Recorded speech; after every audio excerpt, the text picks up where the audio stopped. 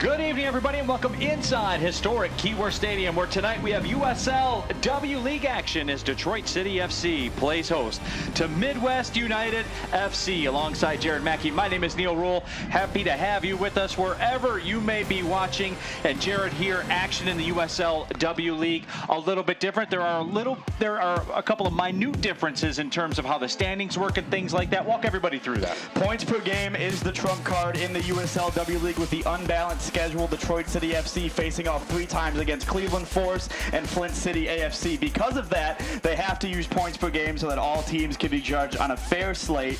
And for Detroit City FC, it's time to get going in this conference. 44 teams across 20 states. Tons of action going on in the USL W League. Let's take a look at the table in the Great Lakes Division. And Jared, we talked with Detroit City FC head coach Dave DeWahey, and he said the time is now for DCFC to make their move if they want to jump back into this thing. It starts tonight. A couple big games against Flint. You know, they got to get a big result next weekend, a big one tonight against Midwest United FC as well. It's a grind, the schedule is, and it's on full display again here tonight. Let's take a look at our players to watch. Brought to you by the Finnish Long Drink, a crisp citrus soda with premium spirits. Please enjoy responsibly. And for Detroit City FC, of course, Sydney Bloomquist, big-time college player, big-time professional player overseas. Wherever she shows up, goals tend to happen. Her resume speaks for itself. In this past week, 2 straight games, both scoring dangerous free kicks in both of them. If Detroit City FC has success tonight, it's going to be through number 17. And on the other side for Midwest United FC, Ellie Otto is the player to watch. She had a hat trick here back in 2021. A goal against Detroit City FC just a couple nights ago. It's a big stage here at Keyworth. She plays up. A quick, dangerous forward over there on the other side for Midwest United FC. No stranger to scoring goals here at Keyworth or against Detroit City FC. Certainly one to watch out for tonight. It's a big matchup here. 3 huge points on the line. When we come back, we'll get you the 11s. And of course, we will kick it. Detroit City FC, Midwest United FC, and we have it for you. Coming up next. Let's do it. Come on, Dad, get me. Ooh, nice play. All right, you go. There we go. So cute. At Ally, we're helping millions save more for the things that matter most to them. Whatever you're saving for, we're all better off with an Ally. Get back to work. SeatGeek is the ticketing app for fans like the High Five Strangers guy. Game-winning interception. First down. Just a nice, solid tackle. If you're in arm's length, you will be swapping skin with this extrovert. You see, he knows SeatGeek got him a great deal on tickets, so he can focus on what he does best, smacking palms.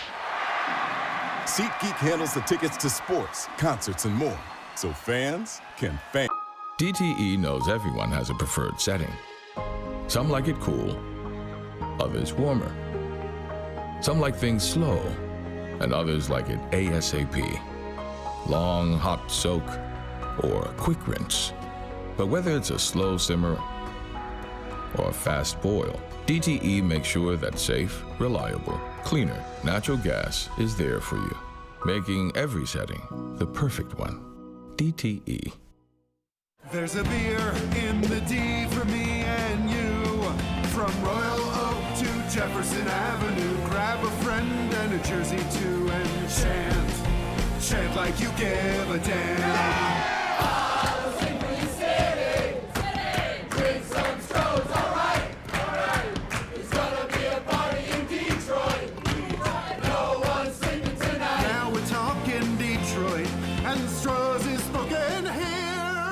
Detroit City FC is presented by Ally, the official financial services partner of DCFC.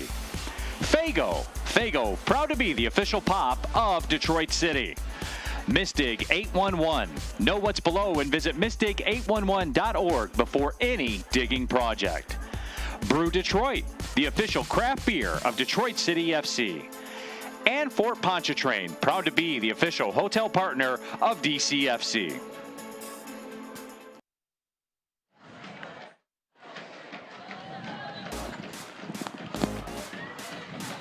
Just moments away from the opening kick here at historic Keyworth Stadium. Let's take a look at our starting 11s. Detroit City FC, presented by the Detroit Medical Center, official healthcare provider of DCFC.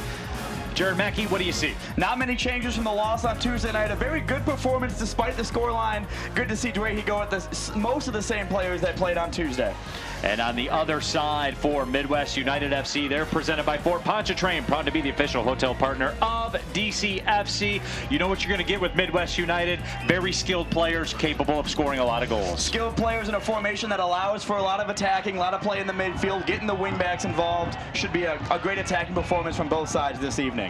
So we are ready to roll. Of course, it is Pride Month. Detroit City FC in the Pride kits. Midwest United FC in the white kits with the blue trim. Head referee Nicole Green waiting for the signal, gets the thumbs up. We are ready to go. And USL W League Soccer is underway here at Keyworth. Neil Rule, Jared Mackey here with you. Happy to have you with us on a Friday night. Opening kick temperature, a very perfect 77 degrees. Not a ton of wind out of the north at 8 to 10 miles per hour. So that is actually at the back of Detroit City here in the first half. That will dissipate as the evening continues. Not too much wind. The ball flight shouldn't be affected too much. The play will not be affected at all. Like you said, beautiful weather for soccer, Neil. And as we talked about in the open, a big 3 points on the line for Detroit City FC. The head coach for DCFC, Dave Dwayhe's in his first season, was a longtime head coach at University Liggett School as well. He laid it out to us in the media availability and said, bottom line, if we want to make a move, it has to start tonight. I mean, like I mentioned in the open as well, 3 games a week. We're kind of in week 4 or 5 of that breakdown, so things got to get going now. A big 3 points tonight would go a long way before that huge clash against Flint City next weekend here at Keyworth Stadium. You mentioned David, first-year head coach. You kind of run out of, fingers when you're trying to count how many roles he's had for Detroit City FC, the head coach. Obviously a new one to his repertoire, but doing a great job making people buy in, believe in what he's trying to achieve here in the W League. The cross was cut out by Olivia Dalt for Midwest United FC, who got a 4-1 victory over Detroit City on Tuesday. Service up into the box. The half volley is played up ahead. Loose at the top of the D. Trying to step through is Dalt one more time. And the whistle from Nicole Green will go against Midwest United FC. Expect a lot of touches in this one from Midwest in Detroit City FC's final third, right outside of the 18-yard box. When you play a system, 3 at the back, wing backs high up the pitch, the goal is to get the ball in the box and get as many touches in the opponent's 18 as possible. Not afraid to go forward, this Midwest United squad. Ellie Otto, the target of that pass, sent up ahead, stepping through. Madison Akota with it. Cleared out by City, and tracking back, Isabel Gilmore will just play it up towards the northern guard. In this first 5 minutes of action presented by DMC Physical Therapy and Sports Medicine. DMC, proud to be the official healthcare partner for Detroit City FC.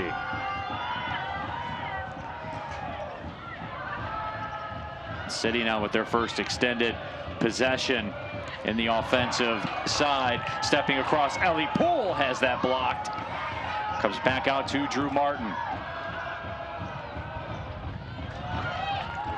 DCFC asking their first questions of the evening. Don't let the 4-1 scoreline on Tuesday night put you off in any way. Ellie Poole had a lot of chances in front of goal in that first half. Good to see her on the ball early in this one as well. Danny Steffen plays that one over the line. Steffen, Michigan State soccer legend, 65 matches started in her career with 21 assists. Has a goal on the season against AFC Ann Arbor.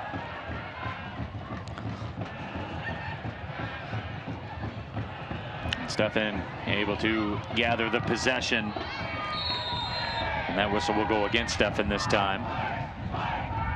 Her 81 appearances for the green and white, second most in program history. Brings some experience to the Detroit City FC midfield.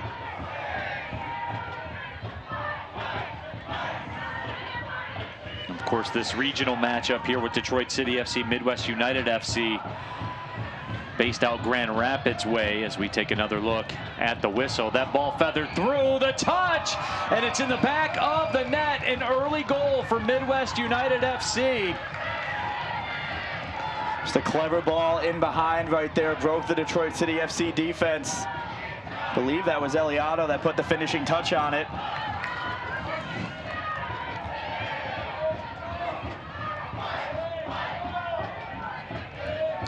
As we get another look at it, and stepping up through, that was indeed Eliotto, who continues her run of form, especially here at Keyworth. She had a hat trick here back in 2021, and that's her second goal against Detroit City FC this week. And Shriver was out as quick as she could to try to claim it. Just a well-placed shot into that left corner gives the visitors the lead here early on at Keyworth Stadium.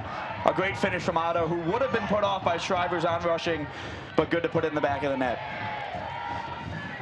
Otto plays her college soccer at Iowa, was a transfer from Mississippi State. She was second on the Iowa side in points last year, had 3 goals, 5 assists, led Iowa in assist. She is the real deal. Bryn Gardner, just outside the 18, her cross played away, throwing coming up for City.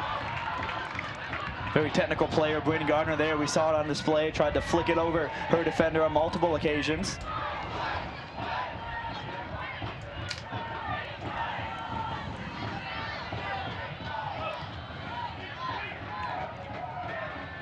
Maya Sulis will backtrack, play it to the keeper, Gabby Shriver. Speaking of one of the Michigan State greats, Gabby Shriver as well. One of the very best career save percentages during her time at Michigan State. Also a little bit of a Detroit City FC legend. Her own, been around since the inaugural season in 2020. Now she's a part of the goalkeeping, the coaching staff as well, excuse me, as the goalkeeper coach for Dave Dwayhe's staff. So multiple roles for her as well.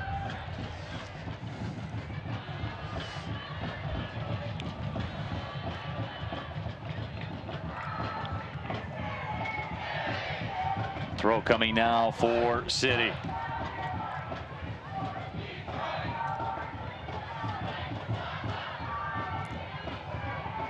So an early hole for DCFC to dig out of against one of the more powerful offensive teams you're going to see, certainly in this Great Lakes division. We mentioned it at the top of the broadcast. Flint City AFC sitting on top. They have not tasted a defeat this season. 5 wins, no losses, 3 draws. 2 of those draws, though, at the hands of Detroit City FC. So that goes to show you there is a ton of balance in this conference. A lot of balance, and while Flint City AFC are top of the Great Lakes, this will pause the thought right here. And that stepping through, and that shot finds the back of the net, but the flag is up. Ellie Poole thought she had an equalizer. Looks but like the flag was up. Nicole Green's going to run over and have a conversation.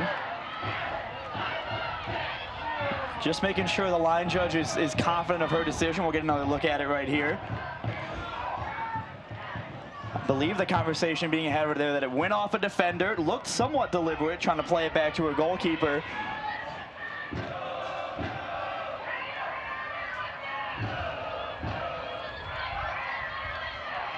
Saying it was offside on that occasion.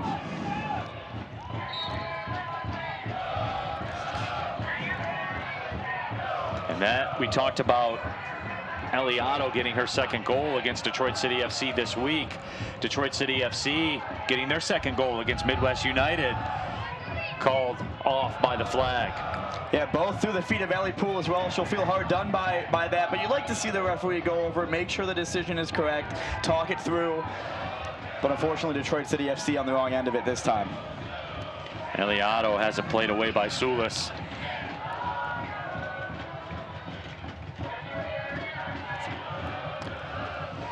And that's what you get out of Ellie Poole, a hard pressing forward, playing on the front foot, trying to break that back line, and a great example of it there, just didn't come off her on that occasion. Corner upcoming now Midwest United FC. Oh no, actually a foul was called, excuse me. Kind of a corner with a better angle, I guess you could say. The way they're queuing up looks to be a corner, though. Similar technique. Service into the box. That's headed away. Mati did well to get the possession temporarily. Sent back in. Kota. And that will trickle through, and Gabby Shriver will scoop it up. Dave Dwayhe talked a lot about the formation for Midwest United FC. That 3 at the back allows them to be very active from the wing positions. They are able to jump into the attack maybe a little more than you might be used to. Yeah, the 3 at the back is a very stylish formation in the world of football these days. You see it a lot. You get an extra center back, you get the wing backs involved, so if you have talented wide players, they can defend, they can go forward. A lot of freedom there. Not surprised, you know, a team of this quality is deploying in that sort of 3-5-2 formation. Restart sent up ahead. Bloomquist, her first touch. And Bloomquist whistled for the tug of the kit.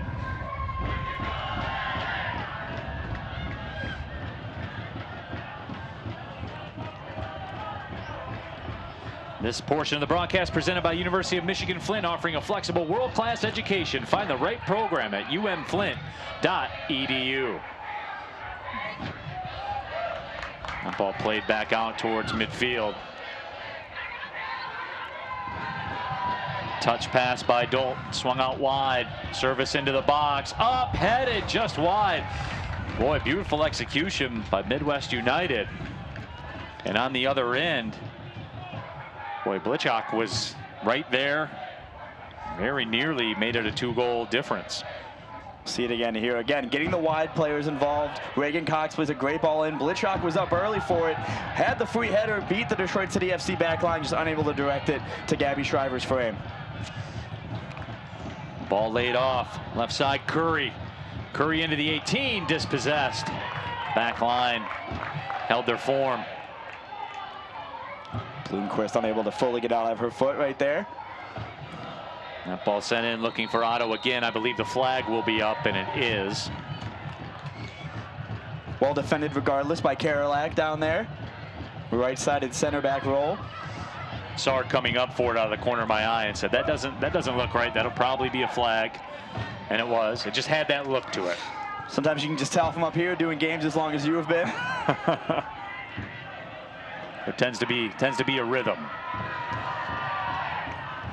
Drew Martin laid it off for Ellie Poole. Ellie Poole plays her college soccer for Bowling Green, the transfer from Toledo. Service inside the 18. Played away, but a throw coming up now for City.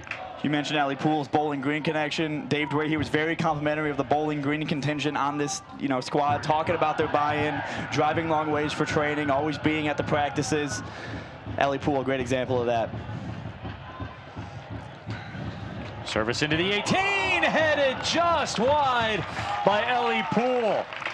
Just missed the left post. That's about as direct as you can play the sport of football right there. Straight from the throw-in, immediately played in. Ellie Poole was up to it. Not the tallest player in the world, but a great job getting ahead on that one. Just put it wide of that near post. Ellie Poole scored 8 goals during her 2 seasons at Toledo. Missed 8 matches for Bowling Green last year. Tracking back and playing it away, and that's broken up, and that shot from Curry is blocked. And Shriver will pick it up. Huge sigh of relief from Maya Sulish right there. Tried to clear it, went right off the Midwest United FC forward, but then kind of stumbled over the turf and went over.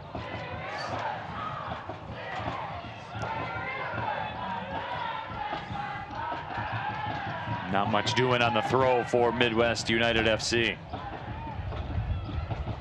Midwest United FC will host AFC Ann Arbor Sunday at 3 o'clock. They finished second in the conference last year. Detroit City FC on the other side will play at the Cleveland Force next Wednesday. Cleveland Force, one of those teams that Detroit City FC will see on 3 occasions this year. Twice on the road. Already went there once, won 2-0 Wednesday, and then at Keyworth Stadium later on in the season. That ball popped up in the air, and the whistle will sound. That foul will go against Midwest United FC. Seems to be just a lack of communication right now for Detroit City FC in the midfield with the center backs. The strikers are doing all they can, running onto these through balls over the top, but just unable to really communicate in the midfield so far. Shriver will ping that one down the pitch. Pass feathered through.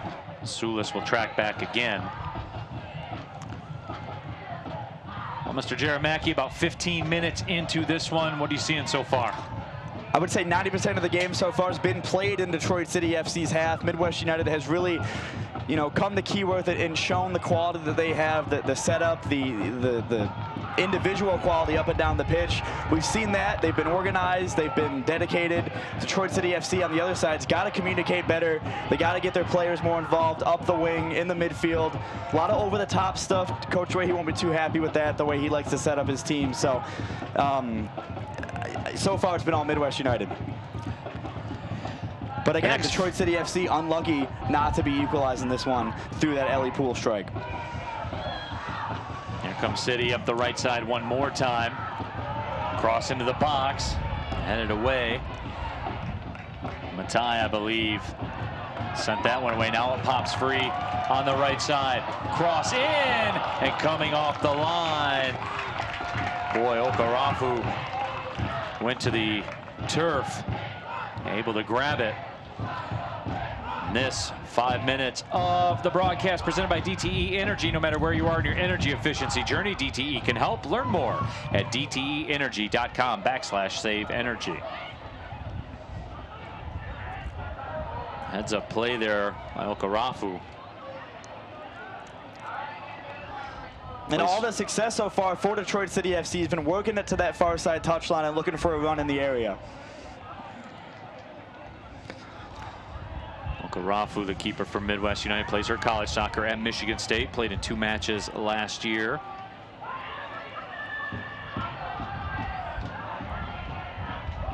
And she will make the grab again, of course. Got the victory over DCFC. Conceded once. A lot of talk's been had about this online, but Midwest United kind of seen as Detroit City FC's bogey team. 7 matchups so far. Midwest United coming out the better side on all 7 occasions. They sort of have an institution on the west side of the state of Michigan. So much talent, and a lot of young talent at that too, Neil. Heidi Thomas trying to step through with it.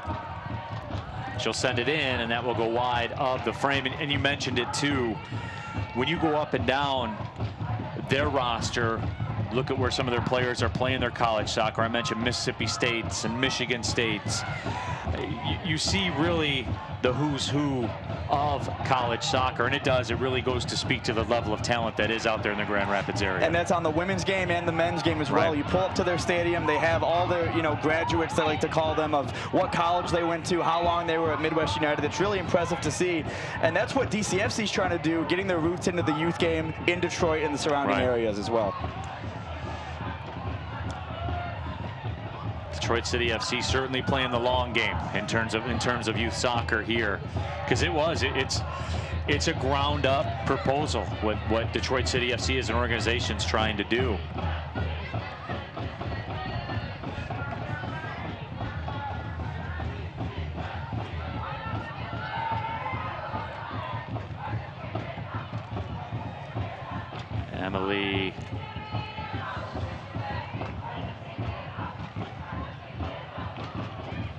Emily Paget able to play that one up ahead, but in the meantime, back over the line.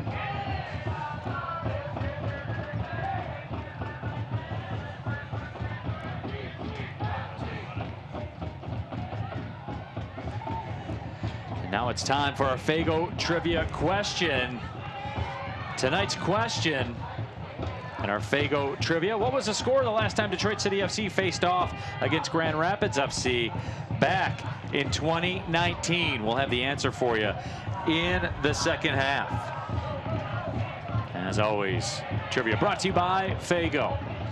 Pass toe poked up ahead, beautiful layoff. Bloomquist, and the penalty will be awarded, or they did call a foul, excuse me. But I will say, the way Sidney Bloomquist has been hitting this last week in particular, there's no one else on this pitch, in this stadium, maybe in the state of Michigan, who you'd rather stand over this dead ball right now than Sidney Bloomquist. Couldn't quite tell from the vantage point here. Was dangerously close to that 18 line.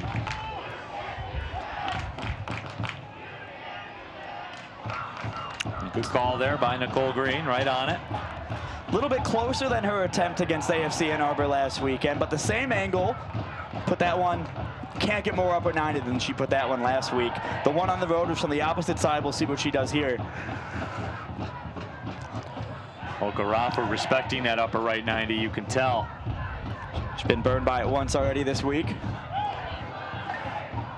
And Bloomquist, do it again. Bloomquist runs up, sends it through, and Okarafu made the save. Well, everybody in the stadium thought that was coming in high. And she actually went through the wall. Okarafu on point.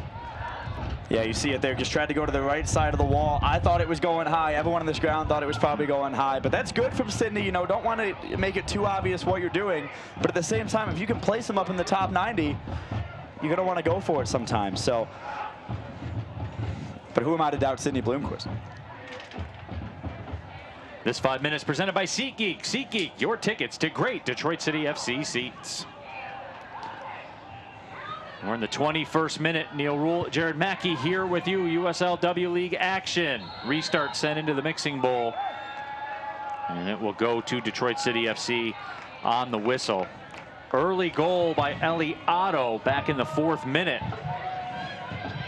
Fans hadn't even settled into their seats quite yet. And that is where we are now. That ball winged out to the right side. Paget plays it in through. Okarafu will scoop it up. And Detroit City FC's last loss here at Keyworth Stadium against Kalamazoo FC. Early goal in that one, never really were able to recover and get going offensively in that game. You let in an early goal and you kind of got the biggest hill to climb. Detroit City FC, 80 minutes to right the wrong there, but they'll need 2 if they want to stay alive in this division, Neil.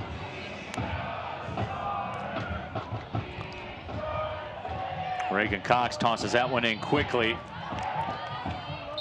And Eliotto tried to make the turn. Not a bad idea to put 2 defenders on Eliotto. She's a problem. Yeah, she is a problem. She's been showing that so far right there. And the 2 defenders, you know, you got Barron and I believe Sulis over there. 2 good defenders to have on her, as well as Nicole Green's going to have a conversation with Midwest United head coach Joe White, who wasn't too happy about that exchange.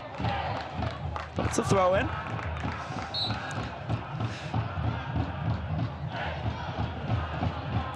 Bloomquist has been absolutely everywhere tonight for Detroit City FC, tonight and all season. Again, you go over that resume. Played professionally in Finland and Portugal. Played at a couple of high-level colleges as well, Louisville and Akron. I understand Joe White was issued a warning. Yeah, and you know, Sidney Bloomquist, no stranger to playing at Keyworth, played for the inaugural women's team. But the thing with that deal was no one was in the stands. So we had to appreciate her talents, how good she is. You know, from afar, us as fans had to at the time. So to come back playing for the fans, it's got to be great for her. It was basically the players, us, and Smokey the Robot. Who could forget? And she was involved in every single goal that 2020 team scored. So a lethal player going forward for Detroit City FC. Ticks the boxes, connects the play, really does everything for this squad. Steffen plays that one up ahead. The target one more time was Bryn Gardner. A couple bounces off the turf there.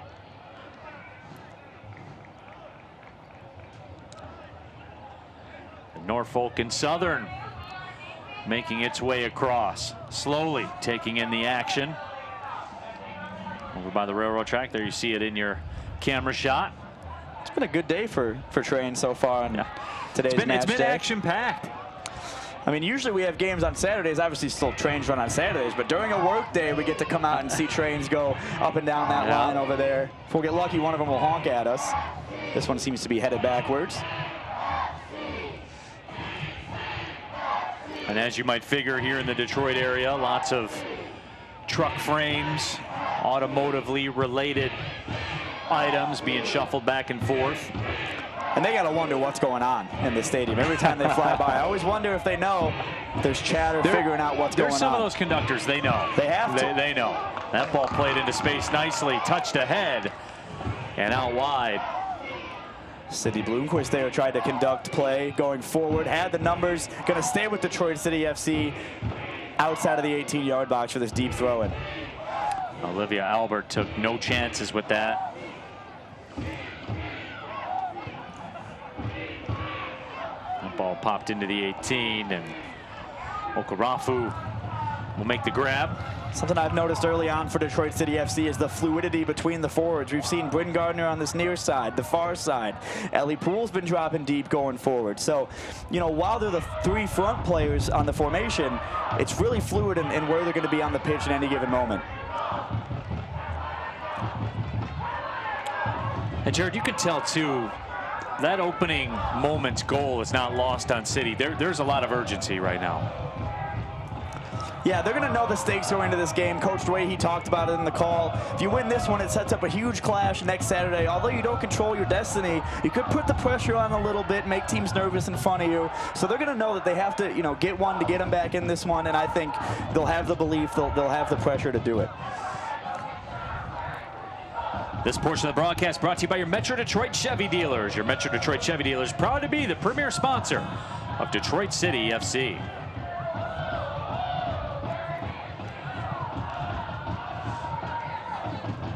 Ball sent up across midfield.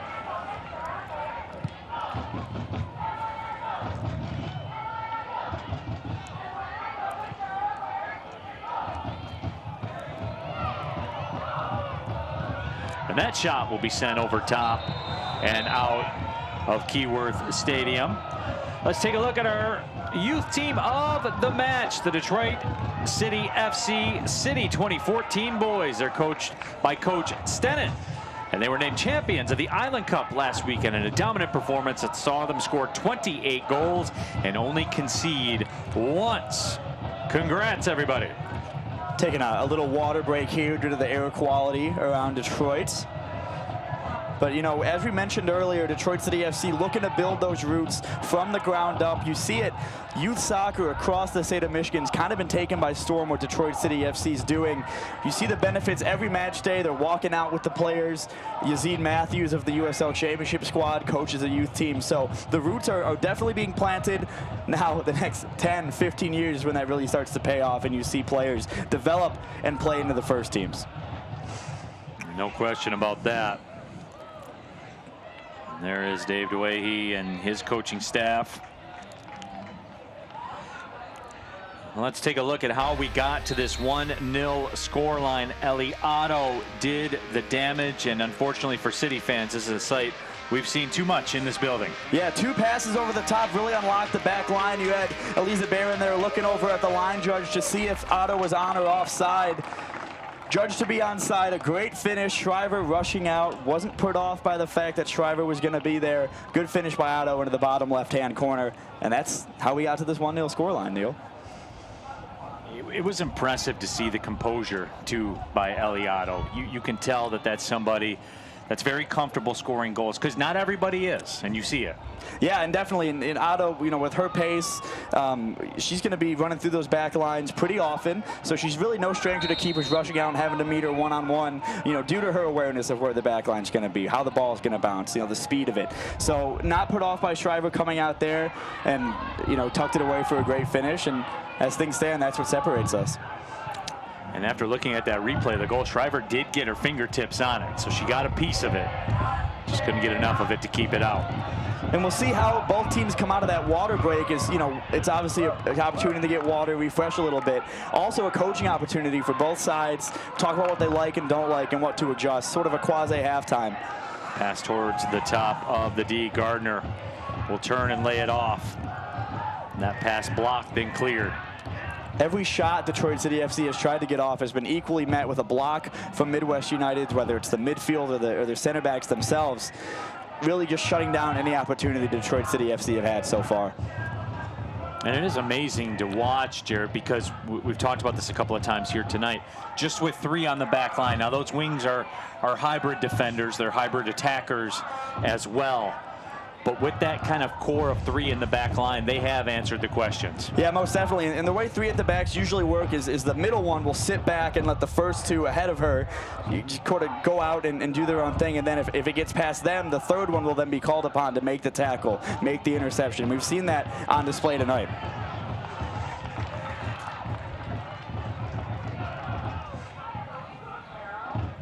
Sydney Bloomquist going to take this dead ball, and Detroit City FC is going to send a lot of players up for it into the mixer.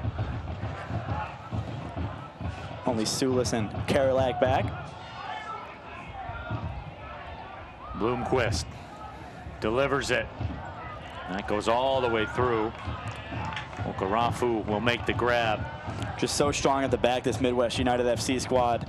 Didn't get off to the best start, but is definitely starting to right those wrongs at this point in the season.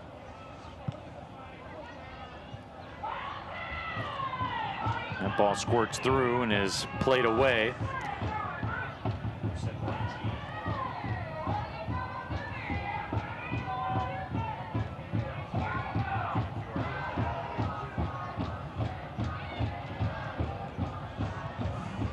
Throwing along that far touchline. We'll go back to Midwest United FC. A third of the way through this one. 1-0 Midwest United FC with the lead. Neil Rule, Jared Mackey here with you at Keyworth Stadium.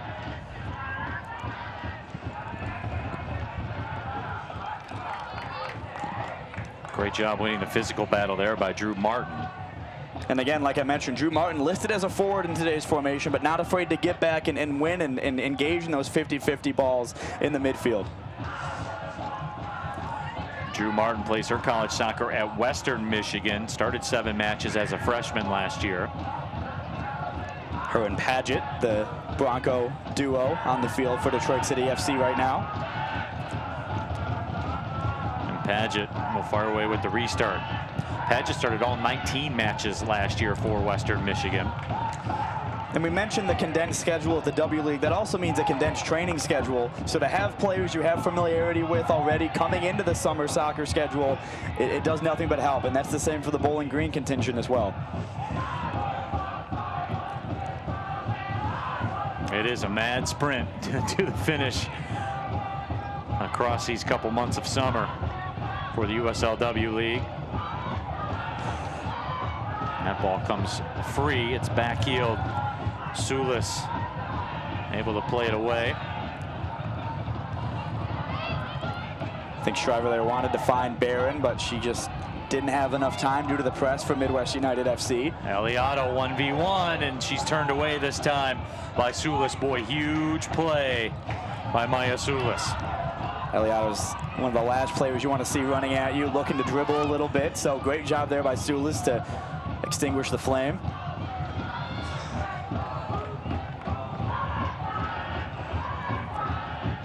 Albert heads that one wide to the left, touched ahead by Stephanie Curry.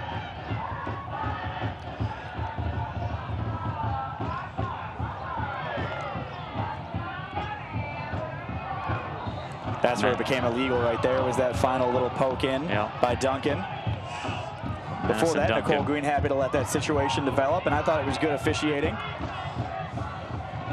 Let's see one more look at it. Madison Duncan certainly mixing it up with Heidi Thomas. And right there is where the referee, Nicole Green, found issue with it.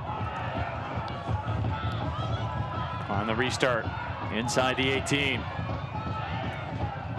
Bloomquist headed that one away. Sulis will step over. So unable to get out of their own box at the moment, Detroit City FC. Midwest United very comfortable in dominating possession.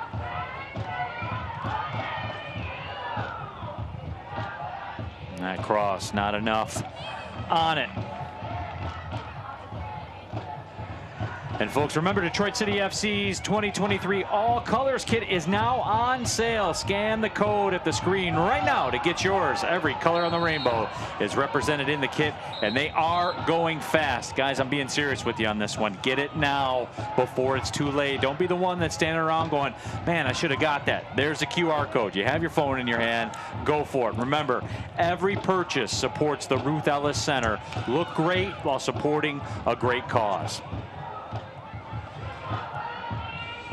They really are great. I was a little bit skeptical that I saw them in person, and they just look incredible. So here we go. Ball on the wing and played away. Olivia Albert does the job.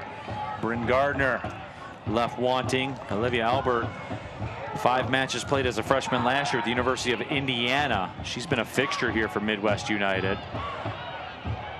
Stepping through Bloomquist. Bloomquist will let it go wide. And when you get 5 starts, appearances rather, as a freshman at a place like the University of Indiana, you got the juice to be, one of the better soccer players in the Big Ten. A great tackle there, and it needed to be because Bryn Gardner is dangerous from running through on goal. It's Duncan there that did well to get the shot off inside of the Midwest United box. There have been spells of positivity for Detroit City FC in the middle of the Midwest United dominance that we've seen so far in this one.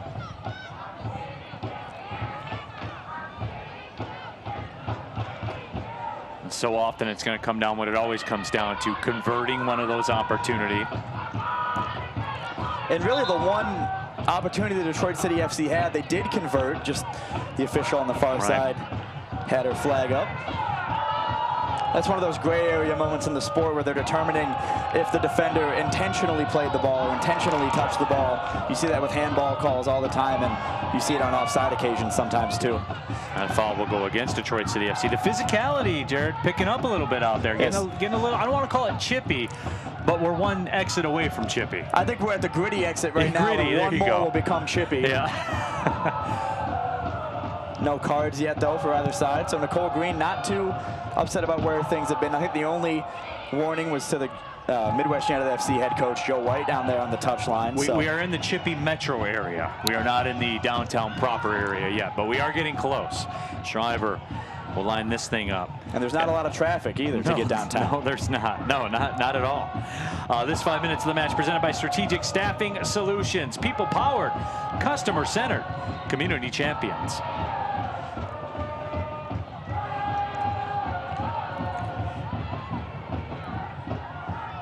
Paget went down, wanted the call, did not get it. And instead, the throw will go to Midwest United FC. And the way you kind of fast track getting to that chippy stage is thinking you should get calls and then not getting them. Because then you think, I can go do something that I thought should have been a foul. But if they don't call it, that is an express lane, no doubt. It's the HOV lane to get to the chippy exit. Train's still going back there. Seems to be going the opposite way now. Busy night for Norfolk and Southern. Nothing better than some infrastructure references and seeing it behind the stadium. All goes well. And that shot will be sent in wide. So Gabby Shriver will track it down. Detroit City FC will continue to look to crack the code here against Midwest United FC. DCFC came in with a mark of 2-2-3, good for 9 points. Midwest United FC had 2-2-1, good for 7 points. But remember, due to the nature of points per match, Midwest United technically ahead of Detroit City. Here comes Bloomquist. Boy, denied nicely by Ava Mati. And Mati was in that fight the whole time. So was Bloomquist, though. And you have head coach David Dwahey down here on the touchline applauding the effort from his midfielder.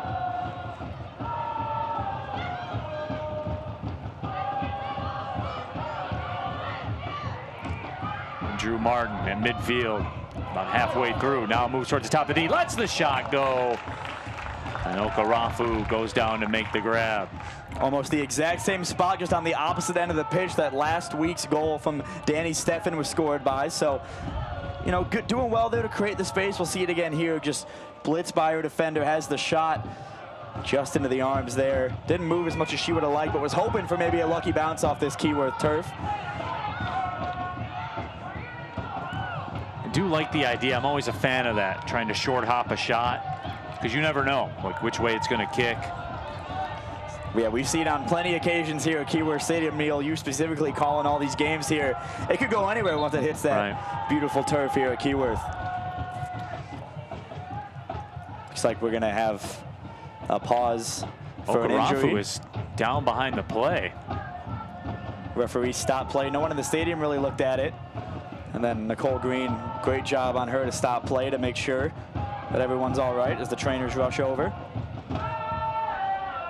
So the training staff out to 10 right now to Okarafu. And again, this was well past the time that the ball vacated the final third. Just right after that save that she had to make.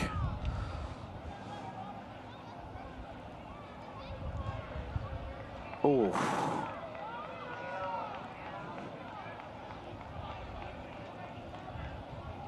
Ooh. It looked like an uncomfortable step she took. Grabbed the back of the knee area. So Joe White right now looking on, obviously with a lot of concern. She's clearly upset about that. Heather Leia is the backup keeper. She is available, and there you see Leia getting loose right now on the Midwest United FC touchline. Whole stadium falls to a silence, hoping the best for the Midwest United FC goalkeeper. Leia plays her college soccer at Liberty. And you mentioned the level of talent over on the west side of the state of Michigan. Played her high school soccer at Rockford High School. All she did there was win 3 state championships. That's all? That's it. It's an impressive resume. So Joe White will make his way out there, but it does not look good for Okarafu. Okarafu also trying to break into that Michigan State University, starting lineup, but obviously that program has accelerated, years ahead of schedule with Jeff Hostler, so was hoping for this to be a huge fall for her for the green and white.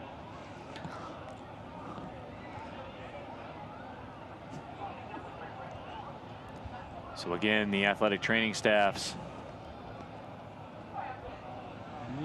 dealing with Okarafu right now.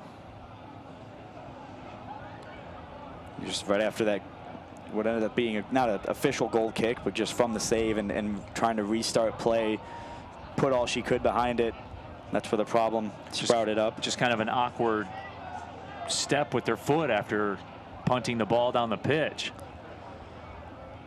And again, great refereeing by Nicole Green to recognize that someone was down the other end of the pitch, stop play, alert everyone that needs to know about it.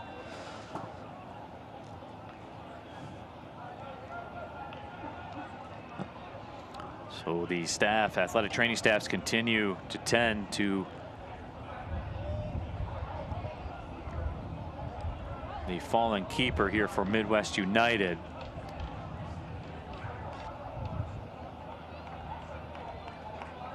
And Okarafu will limp off the pitch. But it did not look good, that is for sure. But she gets a nice hand here from the crowd at Keyworth. That's good to see. Getting a round of applause. Not often opposing players get rounds of applause here at Keyworth, but just to show that the sport, it's more than just what happens on the pitch. It's about the well-being of these players, and yeah, good to see from the crowd here as she gets off the pitch. So Joe White will have to go to the backup keeper as Okarafu makes her way off the pitch.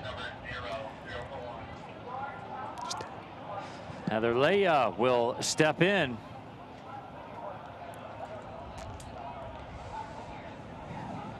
Again, plays her college soccer at Liberty. Pride of Rockford High School, 3-time state champion.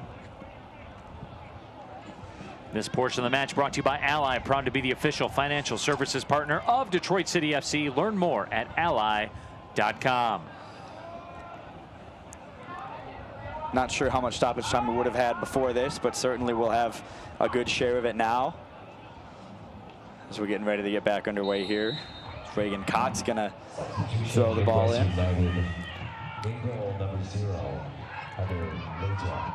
Enters the match for number 1, Isabel Boncarefo.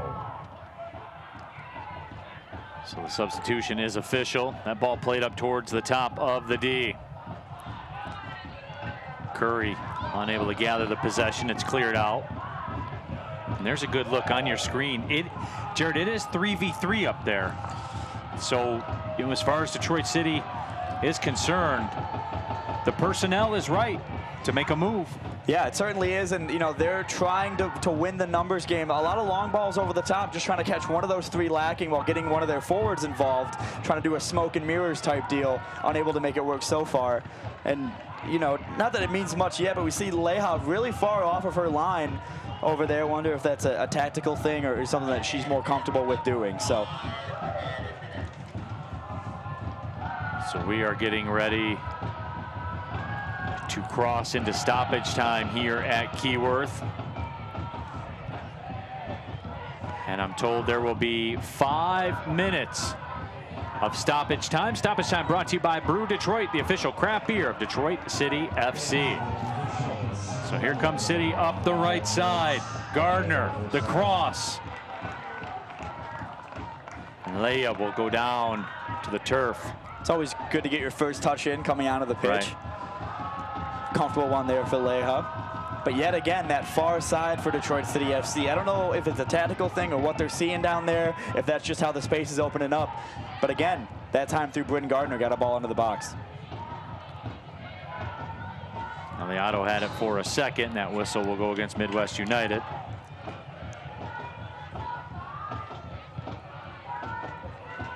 Quickly taken free kick. Heidi Thomas had it touched away.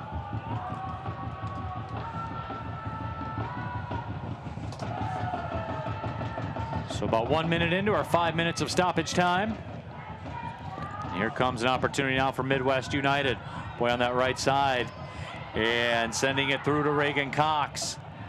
Cox makes a move. Her cross comes all the way through. What a stop made by Shriver. Loose on the line and cleared away.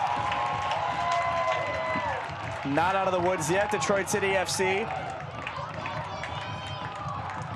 Shut it all down. That's the save of the week, the save of the month, maybe the save of the season. A great save by Shriver. We'll see it again here. Had to be quick, a great reflex save. Good play inside of the area by Midwest United. It was Reagan Cox put the ball into the area. No way Shriver stopped that. It's a great save by Shriver, but a great heads-up play by Sulis on the rebound, getting it out of play so that Midwest United couldn't get a second bite of it. And then finally cleared away by Madison Duncan on the goal line, excuse me. Great save by Shriver. Shriver was going the other direction too. Had to reach back.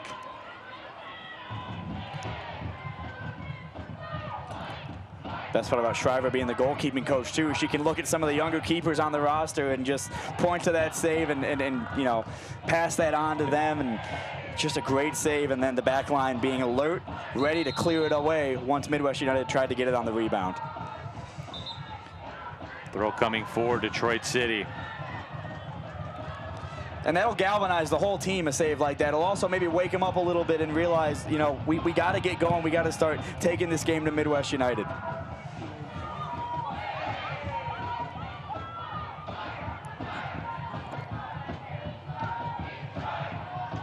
That lash taken by Blitchok. Sent over the wall. Might need the conductor to go and get that one for us. Karolak is marauding up into the midfield. That ball's taken away. Here's Blitchok again. Turf got her on that occasion. Pass slotted up ahead, cut out.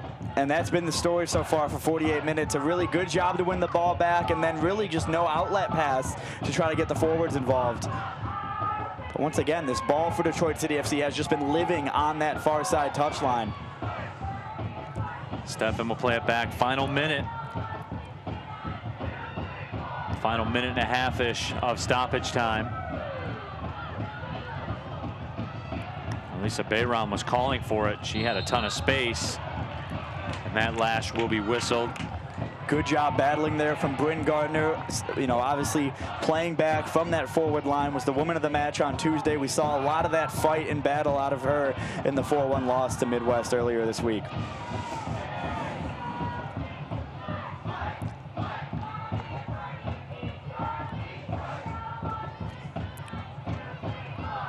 Karolak blasted forward. Sends it up towards the 18.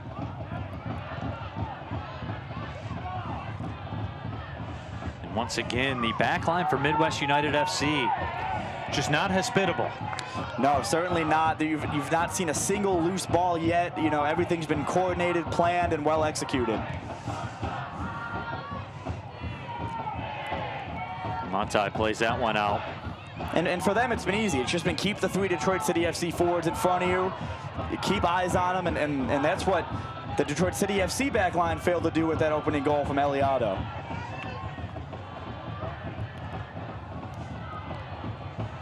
Dying moments here of the first half. Maybe time for this run for Midwest United FC. It is 3v4. As Gilmore tries to make her way through, she's denied. And that will just about do it. And when you have a center back that can make that run through the entire field up into the opponent's final third, I mean, that's danger up and down the pitch. Especially when you have a back line of 3. And that's where that freedom comes from. Right. You know, having an extra center back, you have the freedom to send one up and do stuff like that. There is the halftime whistle. So Midwest United FC gets on the board early with an Eliotto goal. They make it hold up at least through 45 minutes of play.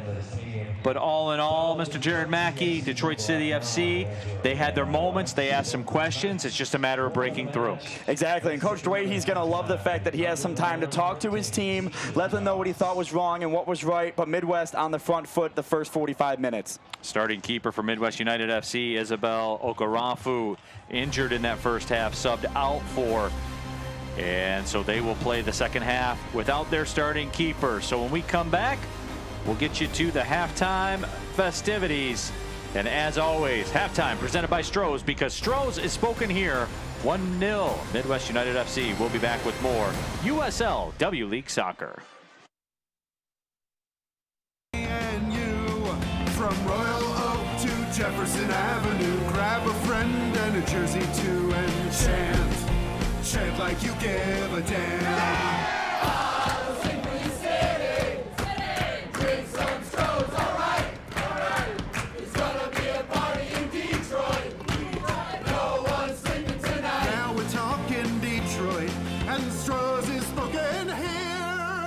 SeatGeek is the ticketing app for fans like the High Five Strangers guy. Game-winning interception. First down. Just a nice, solid tackle. If you're in arm's length, you will be swapping skin with this extrovert. You see, he knows SeatGeek got him a great deal on tickets, so he can focus on what he does best, smacking palms. SeatGeek handles the tickets to sports, concerts, and more, so fans can fan. So you should see the report in your inboxes in just 1 second. This is what should have happened. At least 3 days before starting his project, Bob should have called 811 or went to missdig811.org to have his local utility providers locate and mark the location of buried lines in his yard. Dig safely. Okay, so you should see your report in your inboxes now. Call Miss Dig 811. This is how legends are made. 2024 Chevy Silverado HD with Duramax diesel. And the Chevy Silverado with powerful TurboMax engine. No matter what route you take, there's a Chevy truck to get you there. Find new roads. Or GM employees with a current eligible lease can get this Silverado for $299 a month. Chevy drives the Motor City. Visit ChevyDetroit.com.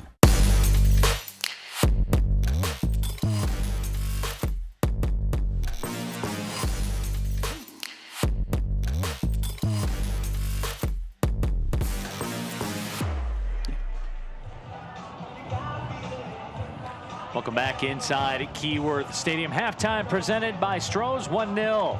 Midwest United FC with the lead. Let's take a look at the upcoming schedules and see exactly what's going to be going on for Detroit City FC. And Jared, we talked about it on Wednesday at the Cleveland Force. Very quick turnaround back here at Keyworth. Big matchup against Flint City AFC. Couple of draws against Flint City, the conference leaders. Yeah, no matter how tonight goes, obviously Cleveland Force will be a game that David Wahey and his side will be relishing to play. They sit at the bottom of the conference, have yet to pick up a point. So a good game to maybe build some confidence ahead of that huge clash against the table toppers, Flint City AFC, this Saturday at Keyworth. And on the other side for Midwest United FC, a couple matches played behind Detroit City FC, so still some opportunity for them to make up some ground. 3 consecutive home matches in the span of about 6 days. The matches will be coming fast and furiously, but they do have an opportunity to make their move. Yeah, and 2 of those against Kalamazoo FC, obviously shown that they can compete in this division. Had a 4-4 thriller of a draw against Flint City AFC. No slouch, that team, and AFC Ann Arbor starting to figure things out as well. When we come back, we will have some halftime content for you. As always, halftime presented by Stroh's. We'll take a look at Kayla Addison and Elisa Bayron, the team captain and sports performance coach for Detroit City FC, and take a look back to their dominant 4-1 win over AFC Ann Arbor. All that and the second half of action when we return. This is USL W League Soccer. When I was younger, you didn't have a team like this to look up to. You had obviously the USA team or other teams around, but there was nothing local where they could go and see and meet players and go to camps and do different things where they're interacting with the players and see them play in their local area. It's amazing. I just started coaching high school. The head coach was introducing me to the girls, and she was like, yeah, she plays for DCFC women's team. And some of the girls were like, oh, wow. Just seeing that reaction, I could feel that inspiration of them wanting to get to that level. Well, when I started, I was 11, and I had no idea what soccer was. Neither did my grandma. We were just like, let's try it.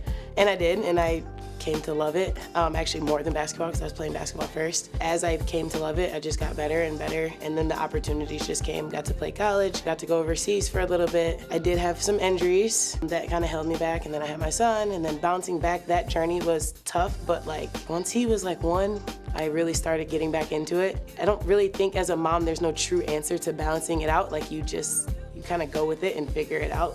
To be back where I am now and able to play at this level, it was all worth it. It's changed a lot. I wish it was the way it is now when I was younger, but it's cool to be a part of that change and being able to showcase and show off for the younger girls and be something for them to look up to. Literally, soccer is life right now. So I'm playing, and now I'm coaching 4 different teams in different age groups. So I do even the littlest ones, the 3 and 4s, Pee-wees. I have a U8 team, and I'm coaching high school and my 3rd through 5th graders at the school that I teach at. So literally soccer is life, and it's been really fun. The feel, the need to want to keep playing is still there. And I've told people I'm gonna keep playing as long as my body allows me to. And that drive and that want to still play has not gone away.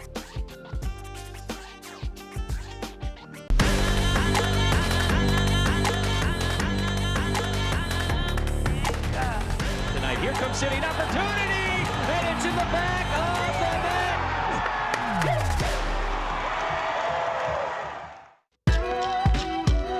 Honestly, coming back to DCFC wasn't even a question. The environment that we have created over these past years with the players, being able to be back on the pitch with them, doing what we love doing, even though we're done playing college soccer, is something that I love doing, so it wasn't even a question of whether I'm coming back or not. It was always set in stone, and obviously knowing David a little bit from before actually him taking over the coaching role, I felt pretty confident, pretty comfortable in returning. When David approached me and offered me the position as being the sports performance coach, I immediately said yes. That's something I'm very passionate about. Besides playing myself, this is where my second passion lies, is providing the best warm-ups, the best strength programs that I can possibly give these athletes. It's a great way for me to provide resources that help with their development, and whether it's going to be as soccer players or as athletes overall. It's massive to kind of just set the tone for practices and being fun and creative with it. So having that opportunity, it's super exciting, and it always makes me, feel like, hey, I can make a difference. For me back home, soccer that's our main sport, right? That's what we play. As soon as we get out of school, we just play, whether it's just on the street or just meeting up with friends. So it's just the love for the game, being connected with other people, and coming here to the States, being with other people from all over the world, and all connected through like one common purpose and one common goal, just to get out there, have fun, but then also having the fans behind us and having them out there supporting us and giving 90 minutes to us. It's very powerful. And then obviously seeing the next generation, the little girls, the little boys that come out to our games and standing on the fence and just cheering us on, giving us high fives after. I mean, that's so special, and that's really why we do it. Let's do it.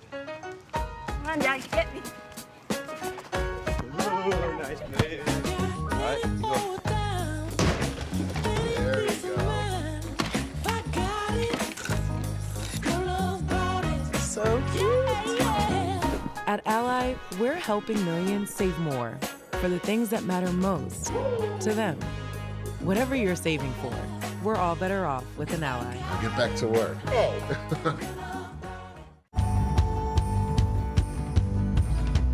Brilliant Detroit's mission is to help create kid success neighborhoods where all the kids and the families have what they need to be healthy, getting education and family support. We do that by getting houses in the middle of the neighborhood that we repurpose to really serve as a central hub. We are currently nestled in neighborhoods in Detroit. We are represented in every district, and our goal is to have 24 in the next 4 years. Literacy is a gateway from poverty, and we want our children to be well-versed as well as well-prepared. We want to make sure that kids are ready for kindergarten and they're reading at grade level by 3rd grade. The statistics are clear, right? You're learning to read up to 3rd grade, you're reading to learn after that. If you do not know how to read or read well, you're going to be behind. All this stuff has really just been great for a dad to be able to go to a program, get this help academically. So when we go home, we won't have to feel ashamed that we can't help our kids with a homework package, because at the same time, as they're growing, we're growing too. And what we really want to do is accomplish what I would call population level growth. So grow enough where we can fundamentally change the statistics.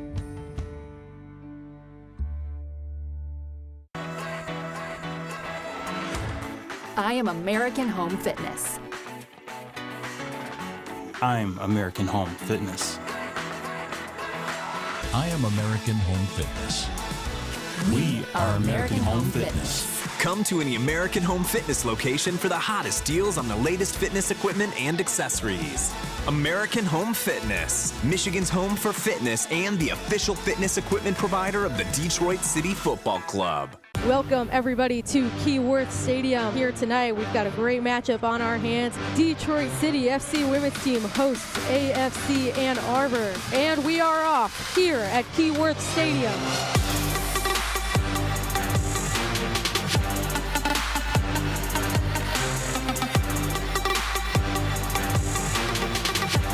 Lining one up. Oh, and it hits the crossbar. And a one-on-one battle beats her defenders. Now the left-handed cross. Steven with a great bring down there. Tests her luck, and oh my word! Danielle Steven. Oh, what a left-footer goal that was.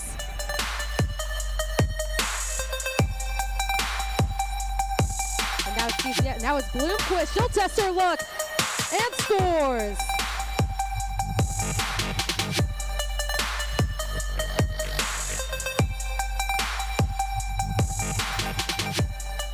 She can either put one on the net or serve it in. The option is hers. She has the ability to do either.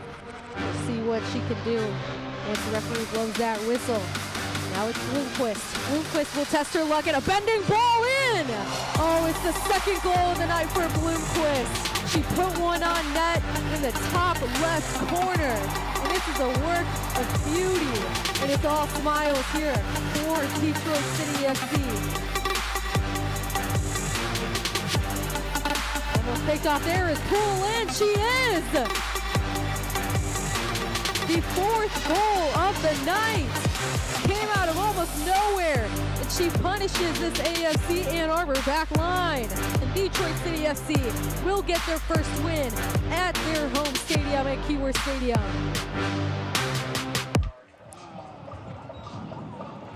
Welcome back inside historic Keyworth Stadium. Halftime presented by Stroh's. 1-0 Midwest United FC with the lead. Let's take a look at the highlights from the first 45 minutes of play. And Jared Mackey, Midwest United FC, wasted very little time getting on the board here tonight. And we see here in the 5th minute the goal that put them ahead early. Very direct play right out of the back. 1 touch, 2 touches, and all of a sudden Eliato's through on goal. Places it with the right foot into that bottom left corner, past the on-rushing Shriver. This is a great view of how direct the game can be at times. Although they're only up 1, it's been a dominant 45 minutes from them, and Otto makes no mistake right there from essentially the penalty spot to put her side up early. We see right here at the end of the half, great ball out wide. Reagan Cox had space and time to operate before playing it into the area. And you'll see that save on socials all week long. What a great save that was by Shriver. The back line stayed alert to clear the danger at the end of it.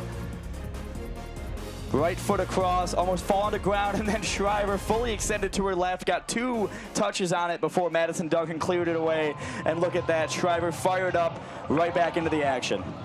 It was a big time save that has really kept Detroit City FC in this match.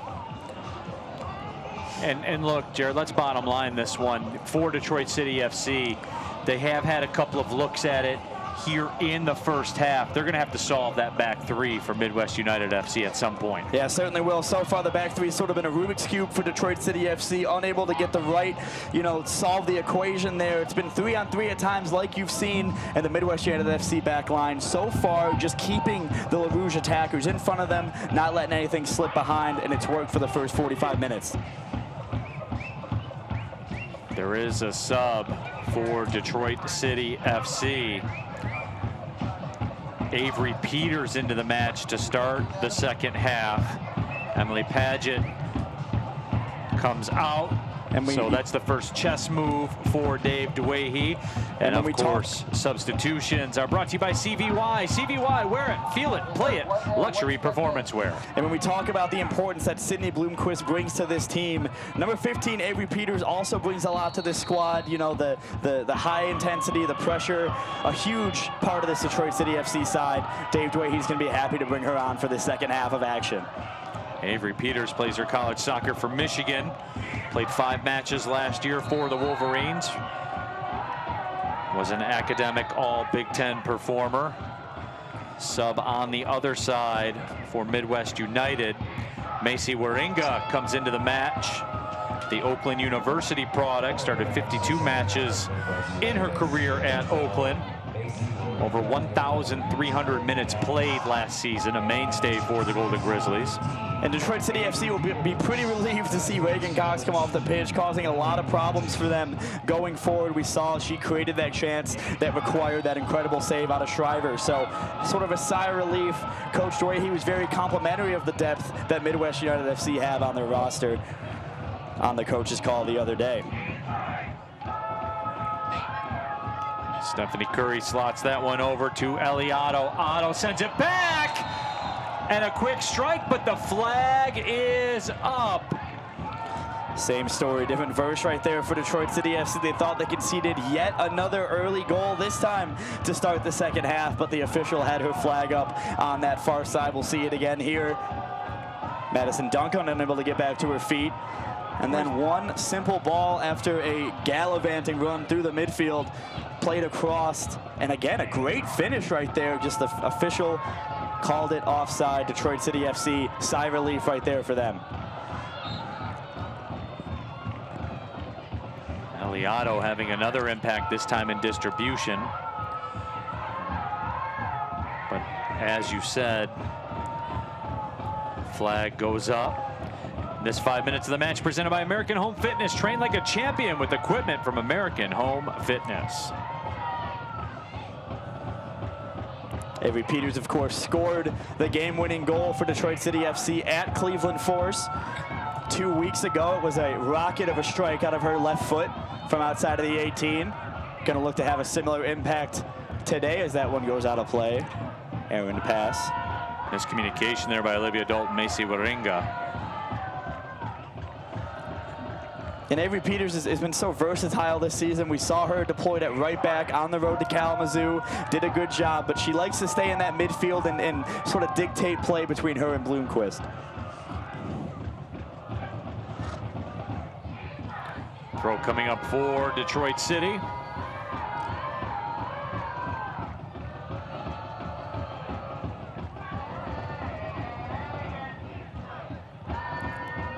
Once again, Midwest United FC standing tall defensively. Can DCFC crack that back line? Once again, taken away by Heidi Thomas. We saw sort of a change right there that we didn't see all throughout the first half. It was Sydney Bloomquist delivering those balls. This time it was Ellie Poole trying to play it into the feet of Bloomquist as she made the run into the area.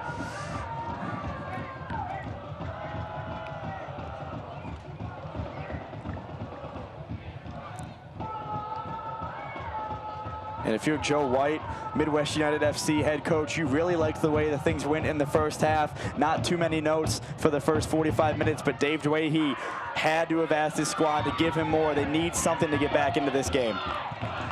Peters will send it out wide. Here's Madison Duncan. Slots it. Cross, once again cut out, but stepping back through Gardner. Gardner inside the 18. Gardner still with it. Loses control of it, and a goal kick awarded.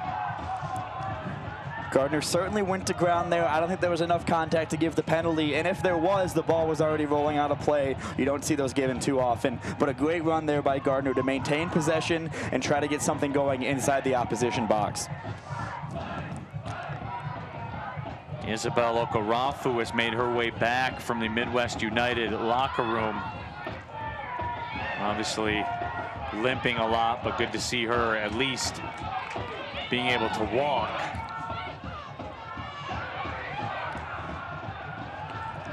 One-two build up, another run for Gardner. Gardner, the cross was redirected.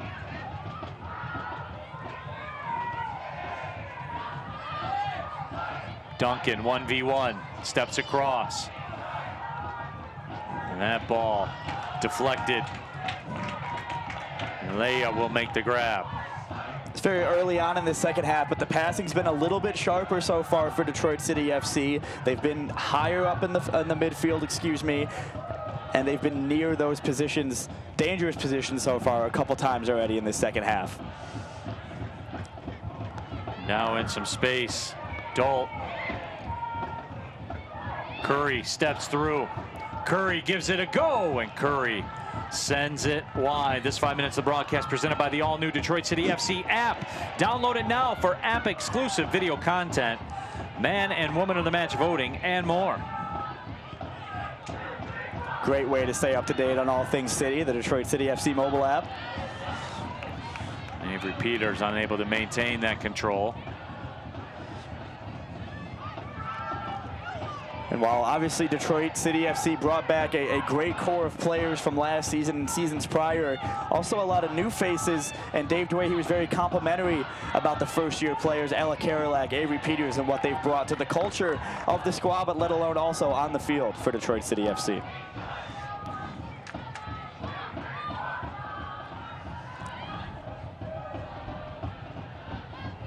First-year players, very young players as well, available in the 18. And, you know, players that want to be here. Avery Peters did the work, reached out to Detroit City FC, reached out to Dave Dwayhe and said, I want to be a part of this team, and has been a huge part of it this season.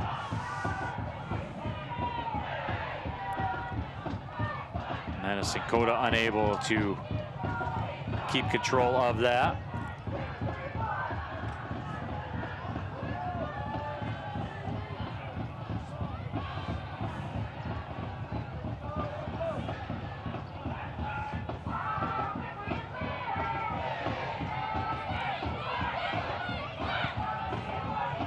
Beautiful ball sent up ahead, but a heavy touch there by Sydney Bloomquist. Lets her down. Don't see that too often. No, it's not. It's not every day. Less regular than a Haley's Comet coming through there. A bad touch from Sydney Bloomquist. Trying to make their way through Ellie Poole. Stops, cuts back. Ellie Poole lets it go, but waiting on it was Leia. So Heather Leia in relief of Okarafu. Hasn't been challenged directly, but has done the job so far.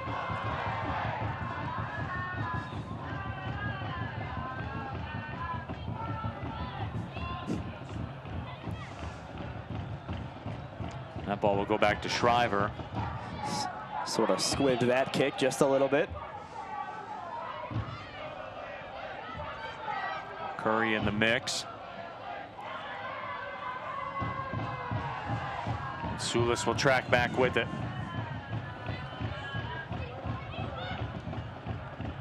Bryn Gardner's been exclusively hugging this near side touchline so far in this second half.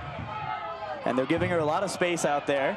Just kind of hoping that they cannot, Detroit City FC is unable to get the ball over to her. Just cut out there yet again. Blitchok with it. Touches her pass through, a little too much on it, however. Avery Peters. Peters has come out and she's been active.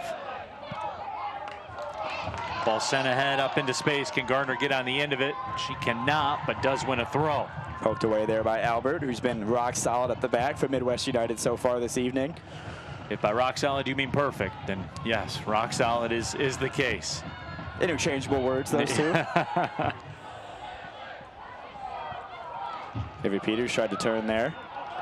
That ball poked away, maybe a counter brewing for Midwest United, but tracking back was Karolak. She did the job, took the ball and kept it.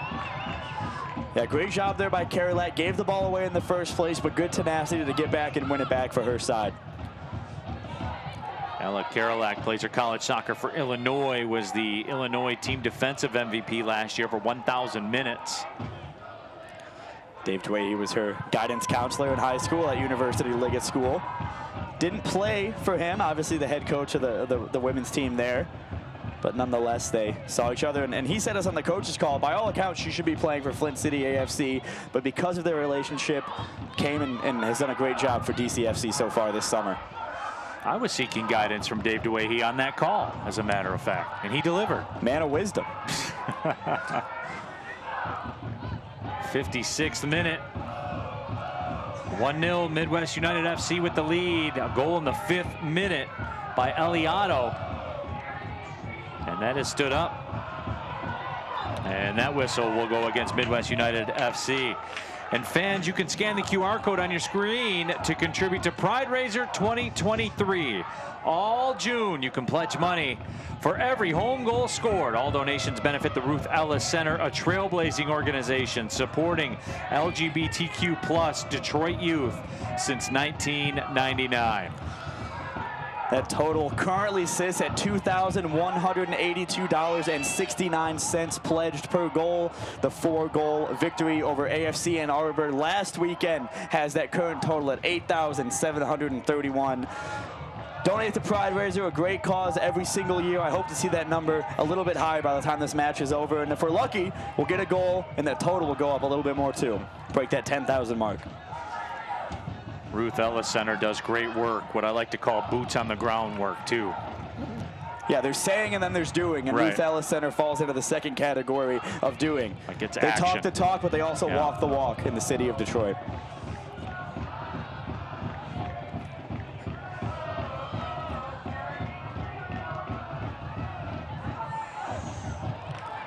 Bloomquist turns with it. Winged out to the left side, but the flag is up. That was a tight call from up here. She looked like she was onside. Regardless, the shot went over the bar.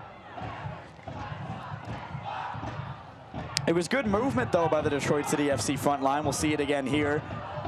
A great ball there by Bryn Gardner. It looked like she tried to just cheat it just a little bit, and the left-footed strike sails over and out of play.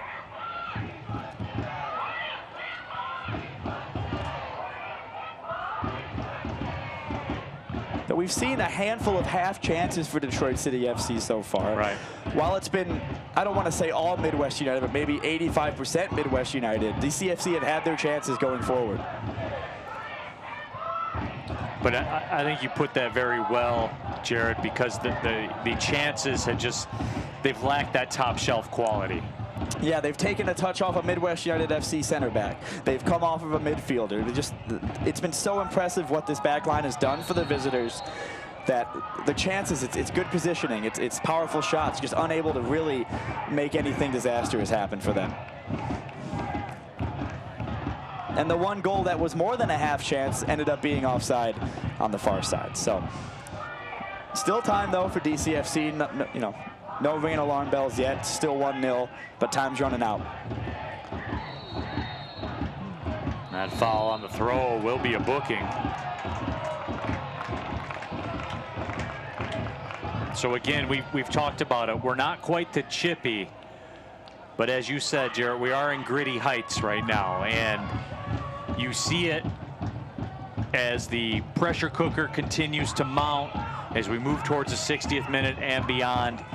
This has the makings. This could get to be a physical affair as we come down the stretch. Yeah, and if it'll get to that point, I don't think it'll be through Midwest United. I think they're very happy with the way the game has gone, the way things are going. But as Detroit City FC looks up and realizes time's running out, they're going to have to up the ante just a little bit, and that could lead to some cards, some late fouls, things of that nature. That ball laid up ahead. Gardner, can she get on the end of it? She does. Her cross in, cut out once again. And we've seen that all night. Incredible play out of this Midwest United back line. And that ball sent across to the left. And did we get a flag? We did. That booking went against Ellie Otto, by the way, for Midwest United FC. It's got to be close to what we used to call a Gordie Howe hat trick, right? A goal, a yellow card at this point now. Got just like nearly in the 60th minutes, where a lot of head coaches like to chop and change their lineup out there. Give them some time after the break to make things right, and then bring on some subs. You see another foul and another card coming out here.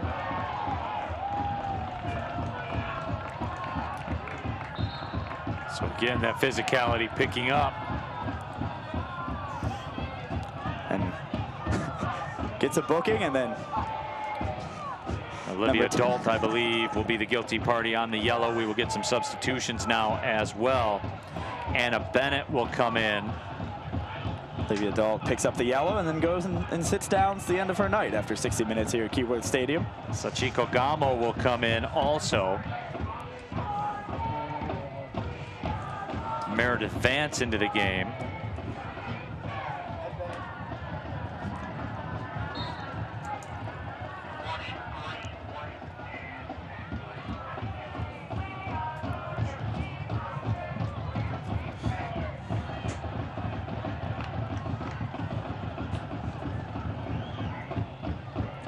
Coach Dwayhe on our coach's call was very a huge fan of the depth that they have this year, and he said he feels like that's a huge step up from last season.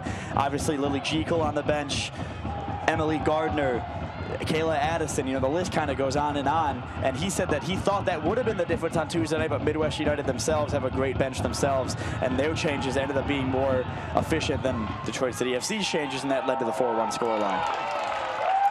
Here comes City. Avery Peters swings it to the right side. Bloomquist tracks it down, finds some space. Duncan touches it up ahead.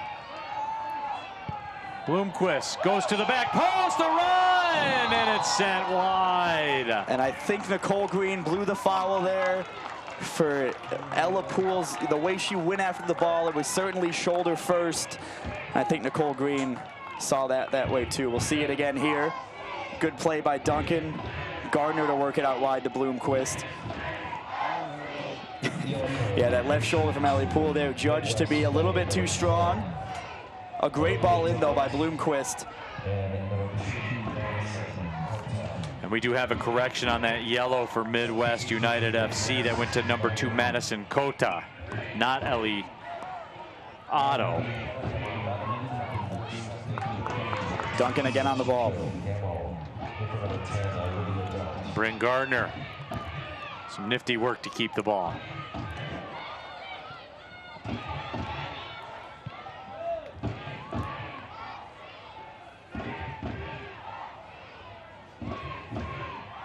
Little double nutmeg right there from the Detroit City FC players, starting to turn the flare on just a little bit, trying everything they can to get themselves back equalized in this one. And this has been the best stretch of possession for Detroit City, especially in terms of build-up. Yeah, it's been the most composed so far we've seen in this match, and we've seen on the other end of it some dangerous chances created from that sustained possession. See a sub here for Detroit City FC. So Ellie Poole will come out, and the youngster, Jared, will come on. 14 years old, obviously her first appearance this season for Detroit City FC. Had the assist away to Flint City AFC. If she's done it against the best in this conference, who's to say she can't do it against Midwest United here tonight? Just under 30 minutes for her this evening. So Lily Jekyll will come on. And a great showing from Gabriella Poole. Obviously, she didn't get the goal that she would have wanted, but was in the face of the Midwest United FC back line and was involved in a lot of dangerous looks for Detroit City FC, even though they were just half chances. And it's interesting, Jarrett. Jekyll comes on, like we said, at 14 years old, right up front in a 1-0 match, in a match you have to have.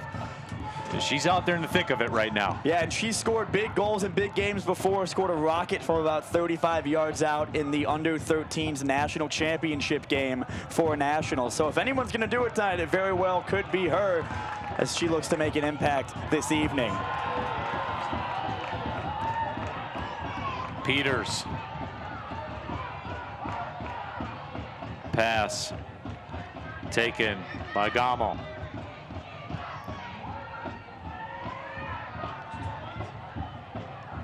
A lot of space given there to Blichok. That ball sent out towards the touchline, and it will go over the line. Let's get you tonight's Fago trivia answer. The answer is 1-1. The sides last met in 2019 in a rain-delayed match. Detroit City FC and Grand Rapids FC played to a tough and gritty 1-1 draw. And that ball will go over the line, and a goal kick coming up now for Shriver. Looks like another conversation is going to be had with this far side official. There was contact in the box. I think just a quick conversation on if that was legal contact or not. Looks like it will be judged to be legal, and it will be a corner kick. It's funny, I wrote the answer to that Fago trivia question, and for those Detroit City FC fans who stayed up for that marathon in Charleston on Wednesday, wrote that question on Tuesday, so perhaps I kind of jinxed things there just a little bit. So here comes a corner now for Midwest United FC. 66th minute. As Tim Robinson looks on. That will be volleyed out of play. Detroit City FC still looking for their first corner.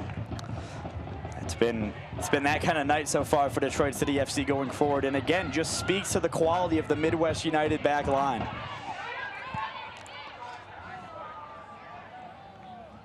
Albert will shepherd that back to the keeper, Leia. Notice Bloomquist kind of step into a more advanced role after Avery Peters has entered the field of play.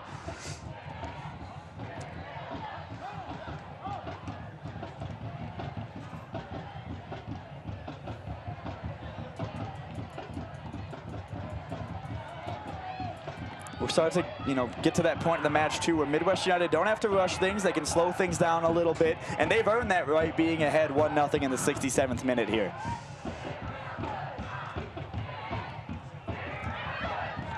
Eliotto tracked that ball down. And now it's taken by Meredith Vance, who just came into the match. Vance, another youngster as well, the upcoming class of 24. Makes me feel old just hearing that.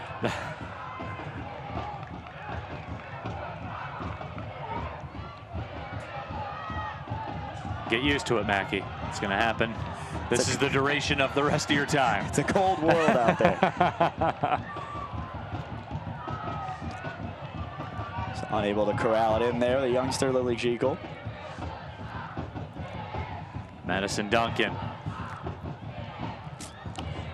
Martin unable to control.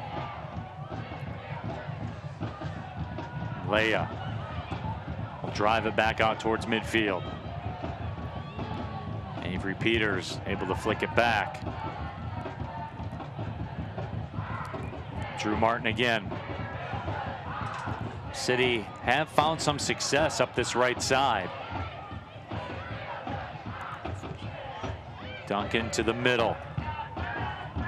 Peters with the switch, but it's over the head of Lisa Bayron. So this will be a throw coming for Midwest United FC. Very deliberate throw. And you see the slow walk over to get it. They're going to take their time, and we're about 10 minutes away from them not knowing who's going to take the throw in or not. We'll see a lot of that gamesmanship going on. But like I said, earn the right, being up 1-0 this late in the contest and really controlling most of the match. Yeah, no question about it. They've earned their spot in this match. You said about 10 minutes from not knowing who's going to take the throw. We are about 12 minutes from the ball inspection on every throw. And you got to make sure it's the right ball. You got to make sure it's, you know, regulation up to snuff and everything like that. So it's properly inflated. Couple bounces, making sure. So we will get the hydration break again with the air quality, as everybody has heard about in the news. With the reduced air quality, extra hydration breaks will be awarded. You don't like to see that right now. Bayron shaken up. Looks to be in some pain as she limps over other side of the pitch. Shriver over there to meet her. And she seems torn up.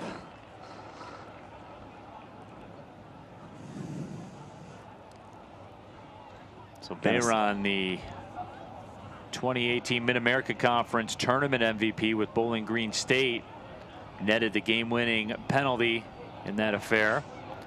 Also, Bayron played her youth soccer in Germany growing up.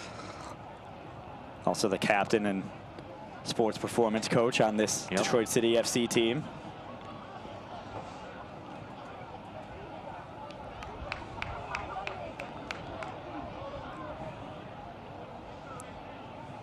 She flips the water bottle, not a positive look on her face right now. Same sort of silence falls over the crowd as we saw in that first half. Let's see if we can get a look at maybe what happened here.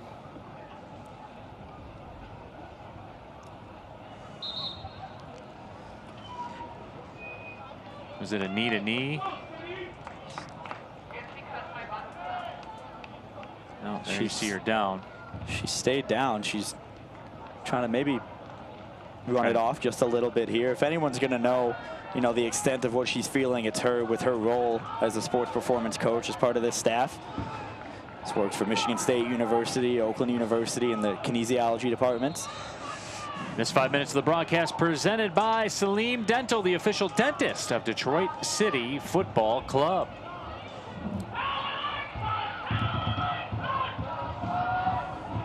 Eliotto. City putting a couple of markers on Otto. They are back with 6-7 players along that back line. Great job by Lily Jekyll there to track back and win the ball deep in her own half. That one I thought went off Nicole Green, but Detroit City FC is going to play on. They'll try the right side once again. Bloomquist unable to collect 4 defenders around her. Just a tough ball into the feet of Bloomquist there by Duncan, a little bit too much on it.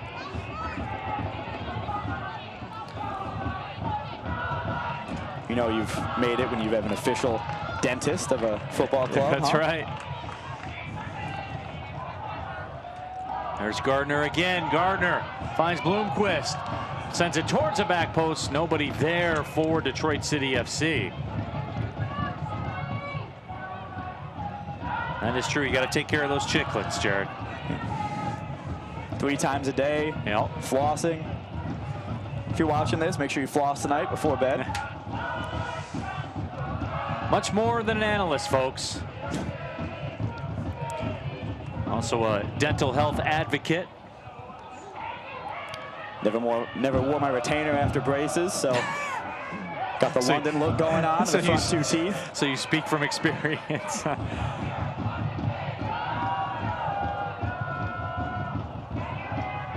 Ball chipped out ahead. Midwest United FC content with that. Avery Peters again showing the energy that she brings onto the pitch. And now some space on the left side. Jekyll makes her way inside the 18. Defended by 2 Midwest players. Now it comes free. That shot is blocked out of bounds. And we will get our first corner kick for Detroit City FC, presented by Misdig 811. Know what's below and visit misdig811.org before any digging project. We'll see it again here. Jekyll just found some space on that far side, used her pace, and then used the technical ability to cut inside. Corner service in, never had a chance as it lands behind the net. And again, right there, just another half chance for Detroit City FC. It looked promising, and then the Midwest United back line sort of clamped up and made sure that one went out of play without any danger.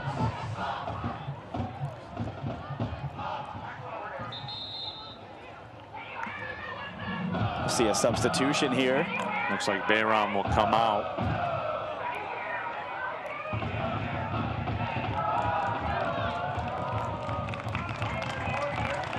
Naomi Grimaldo will come in, as will Emily Gardner.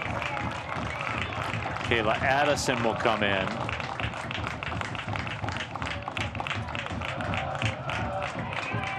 So Bayron out.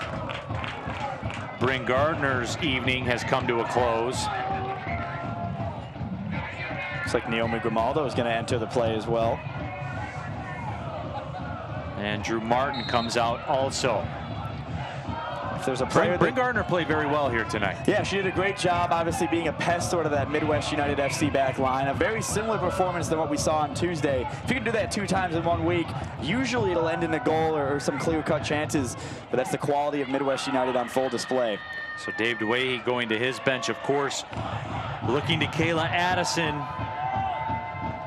Played her college soccer at Grand Valley State, left her time there, 4th all-time in points. 4th in all-time goals, scored 58 goals in college. Dave DeWahey and the Detroit City faithful will like to see one here. And she's no stranger to clutch equalizers. Scored an equalizing penalty at Kalamazoo earlier this season around the 85th minute, and last year scored an equalizer against Kings Hammer here, one of the highlights of last year's season. Really clutch forward is Kayla Addison. Boy, how about Jekyll stepping through, taking on defenders. Ball comes free to Peters. Peters lets it go, and it's wide of the frame. This is my first look at Lily Jekyll at 14 years old. Belongs. That's the word that comes to mind, belongs. Yeah, you were looking at me there. I was trying to come up with a word to describe, you know, the talent that she has at such a young age. And, I mean, belongs says it right. I mean, she's been on the pitch, what, about 15 minutes, has already had a few dangerous chances going forward. Through multiple defenders, too. Unbelievable talent. And with her on a roster that has players like Bloomquist and, you know, players she can look up to, I mean, that's the recipe for success for a long career playing the sport of soccer.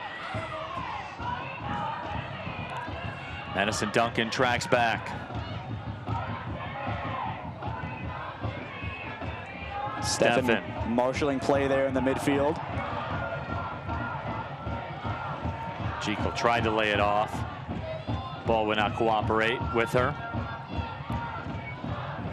And bounces free to Heidi Thomas. And out of the water break, you've seen the intensity pick up just a little bit from Detroit City FC, who realize that time is running out, not only on this game, but perhaps, you know, for playoff hopes in this year's W League.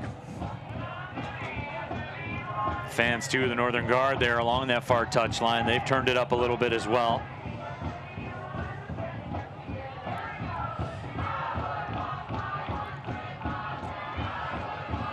Remember, no smoke from the Northern Guard here tonight with the air quality issues already in place.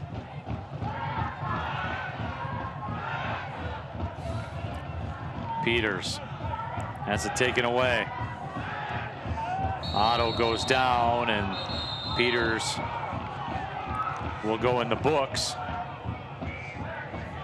which, you know, you can live with. Otto was in space and looking to go. Yeah, it's what we call a tactical foul right there, becoming more fashionable. We'll see it again. Peters kind of knew what she had to do there. She was able to see the situation better than most, and then nice little tumble there forward as well from Peters.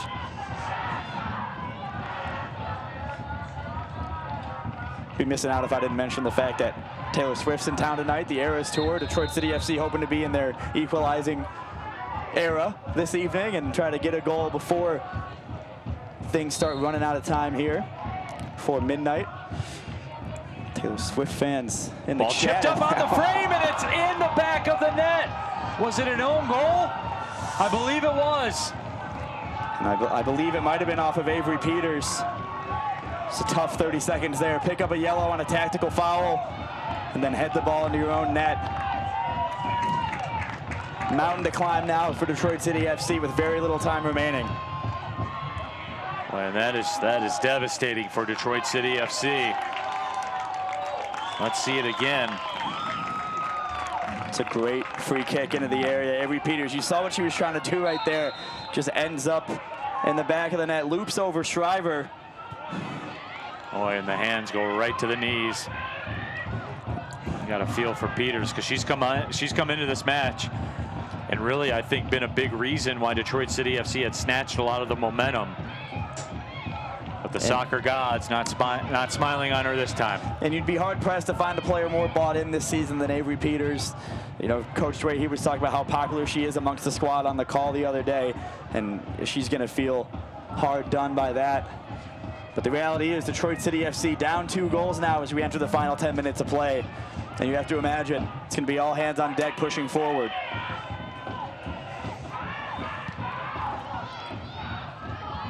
Just trying to get really direct with it now. Pass ahead for Kayla Addison, turned away. And Mackie, you know my saying here, because what's the difference between 2-0 and 3-0? So move forward. Go forward, and especially in the month of June, you have the added, bonus of scoring with Pride Raiser totals, raising money for the Ruth Ellis Center. So what is it between 2-0 and 3-0? But a huge difference between 3-0 or 3-1 with Ruth Ellis Center and Pride Month in play as well.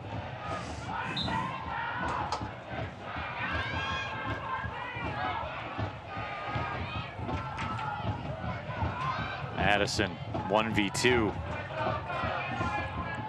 She's kind of out there on an island right now. Kayla Addison, the only Detroit City FC forward for 4 Midwest United FC defenders. I was about to say Joe White looks like he's flipped that back line from 3 to 4, but they get back into their shape. And it is kind of an amoeba 3 to 4 player back line. Grimaldo, sort of the first touch on the ball for her. Addison, can she catch up to it? She does. Great job keeping that ball in play for Kayla Addison. Slots it back out. Ball towards the top of the D, was looking for Avery Peters, and will go across the line for a goal kick.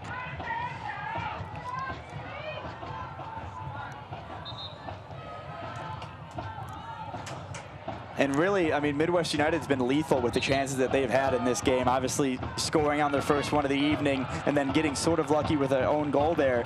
Aside from that, I mean, they've had a lot of half chances, except for that Shriver save. Really not much in it from them going forward as well, but that's the liberty you have scoring so early. Olivia Brunick comes into the game.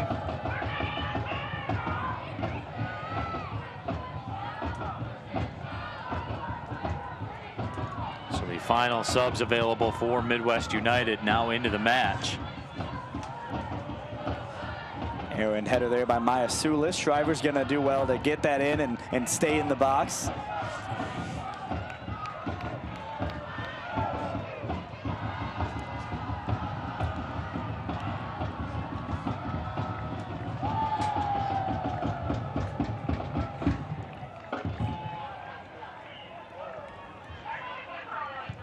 So Stephanie Curry comes out of the match.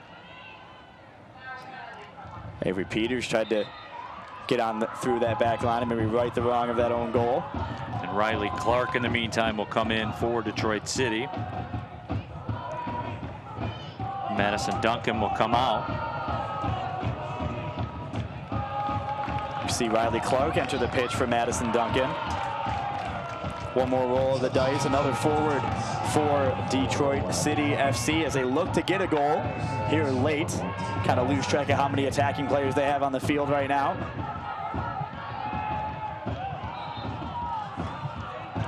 Kayla Addison thought she maybe got away with that one.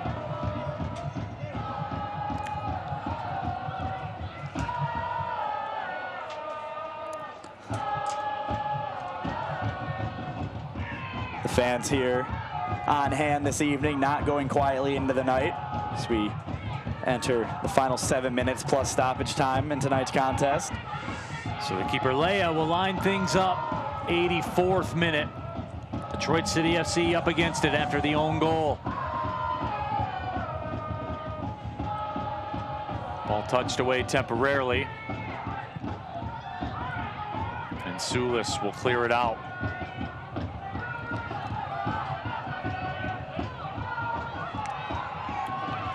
It's not quite enough mustard on the hot dog with that pass from Bloomquist. And that ball sent back to Meredith Vance. A lot of space between the center backs for Detroit City FC. This could be dangerous. Did that ball trickle across the line? It did. The goal kick will be awarded.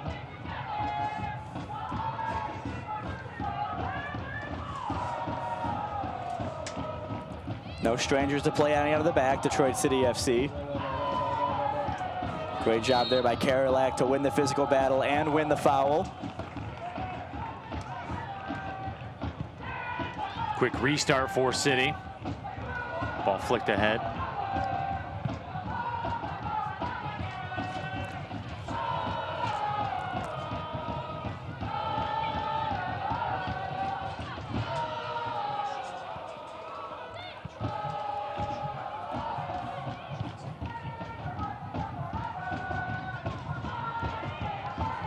Grimaldo.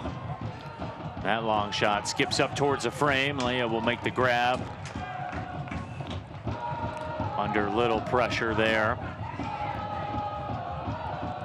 And you know, you've spent 85 minutes trying to work the ball into the area, getting the wide players involved. At some point, you just got to start taking shots, and that's what we saw right there from Grimaldo. Just let one rip from outside the 18.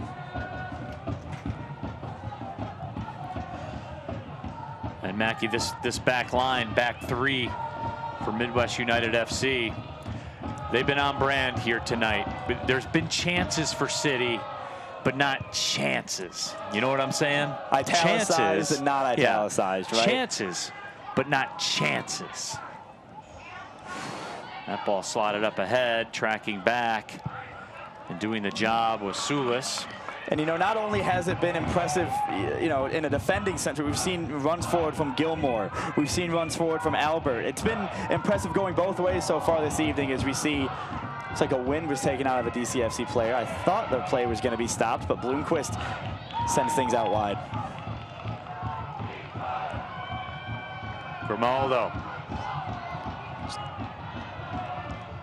tried to send it up ahead. Jekyll was able to collect it, but came from an offside position to go get it. Just waited a little bit too long on that pass, did Grimaldo. Jekyll was making a good run, never really had the space to run onto it. Again, as we're talking about it, just another great defensive setup for Midwest United.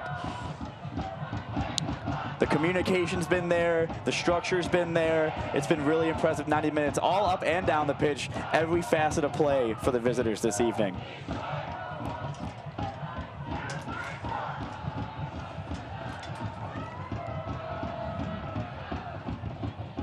Addison Addison attempted to make a turn. And trying to operate with her back to goal and get players involved that are going to run beyond her, just unable to make it work so far.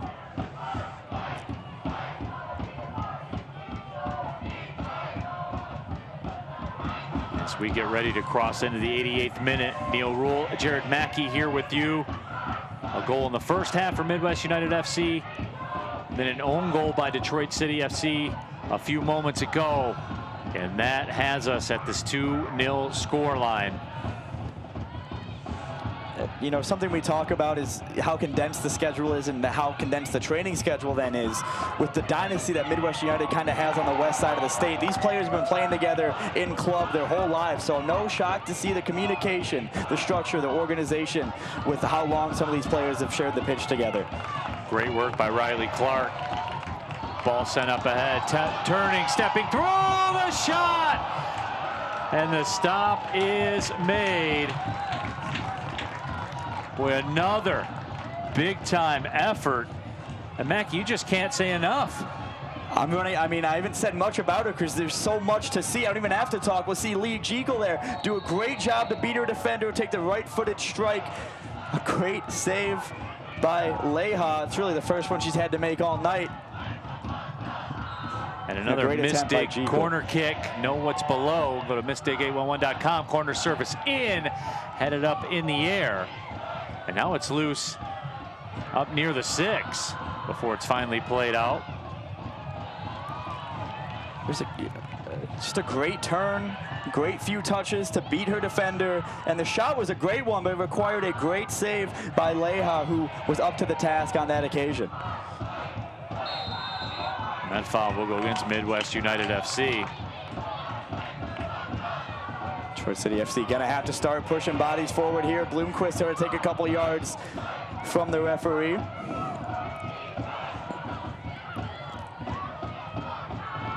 City will go direct towards the goal. Sent up ahead. Kayla Addison was in the neighborhood, and it was flicked across. The lay off the line will make the grab.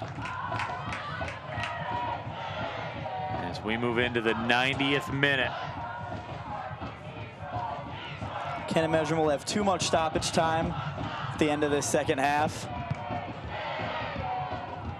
As Detroit City FC chases what might just be a consolation goal.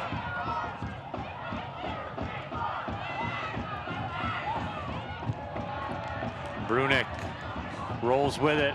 Space to operate, right foot shot. Shriver does the job against Anna Bennett. Makes the save, quickly gets up and gets the side back going once again. That ball sent ahead into space. Jekyll in a dead sprint. Can she get there? She cannot.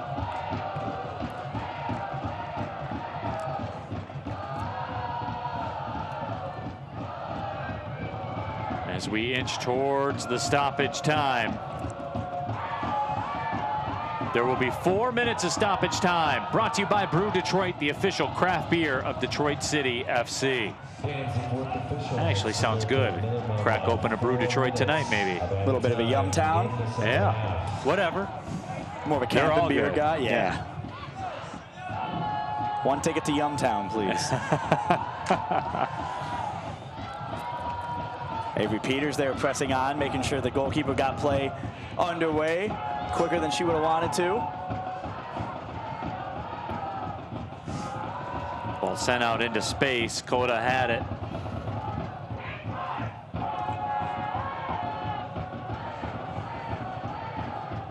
And the subs have definitely made an impact for Detroit City FC, maybe just a little bit too little too late. And again, you make the subs is one thing, you have to get them involved is the second thing. And really haven't seen much of that so far, except for a few flashes from Jekyll. And that speaks to the back three. I mean, we've seen it every single time.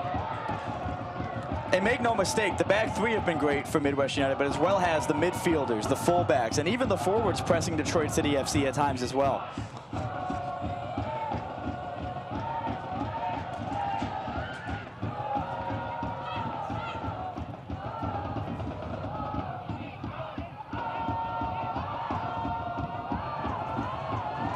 Ball up towards midfield here in stoppage time. About a minute and a half in. We're scheduled for 4. Detroit City needs lightning to strike. Brunick turns with it.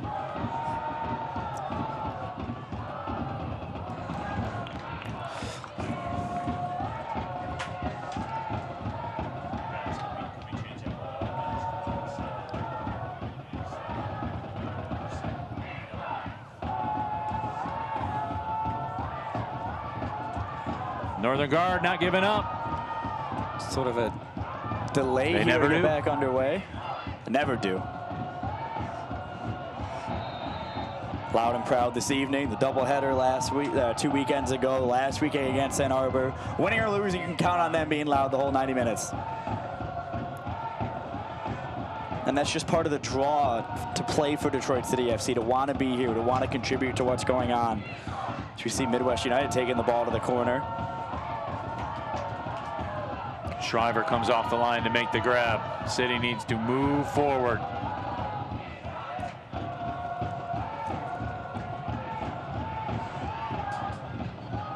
Gamo headed that one back towards Addison, comes up. And that ball slotted across, but the problem, Jared, when your striker is getting it at the circle at midfield, it's just not good for business. No, it's not great. And what we just saw right there has kind of been how this 90 minutes has gone for Detroit City FC all evening.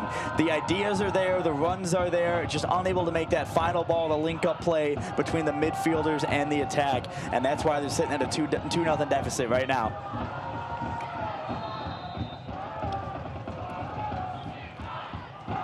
The ball will go back to Detroit City. Final moment of the match. Detroit City FC will hit the road, be at the Cleveland Force next Wednesday. Midwest United FC will host AFC Ann Arbor on Sunday at 3 o'clock. So a very tight turnaround for them. Like I mentioned previously, that Cleveland Force game could be a chance to maybe get some more confidence in this team. And I don't know that next Saturday's match against Flint City AFC is going to mean what it would have meant if Le Rouge were able to get a result tonight. But still, anytime you welcome the tabletoppers to town, it's a big game. So the final seconds running off here as Gilmore puts a boot to it. The final whistle sounds, and Midwest United FC with a 2-0 victory over Detroit City FC here at Keyworth. Midwest United dominated the match from start to finish, and they got the 3 points here tonight by a score of 2-0, as we see tonight's woman of the match, Danny Steffen, for her performance in the midfield. Let's take a look at our Ally save of the match, brought to you by Ally. We're all better off with an Ally. Learn more at ally.com. And boy, there is no debate here. Gabby Shriver, how did she even do that? I'm happy this is save of the match, so we get the pleasure of seeing it just one more time. Got over to her left quickly. A great job by the back line to clear the danger, and just a great save from Shriver, something we've been accustomed to for the last 3 years out of her between the frame for Detroit City FC. Gabby Shriver was fired up. Now it's time for our Tullamore Dew shot of the match, presented by Tullamore Dew Irish Whiskey. And again, Mr. Mackey, there were opportunities. And how about this?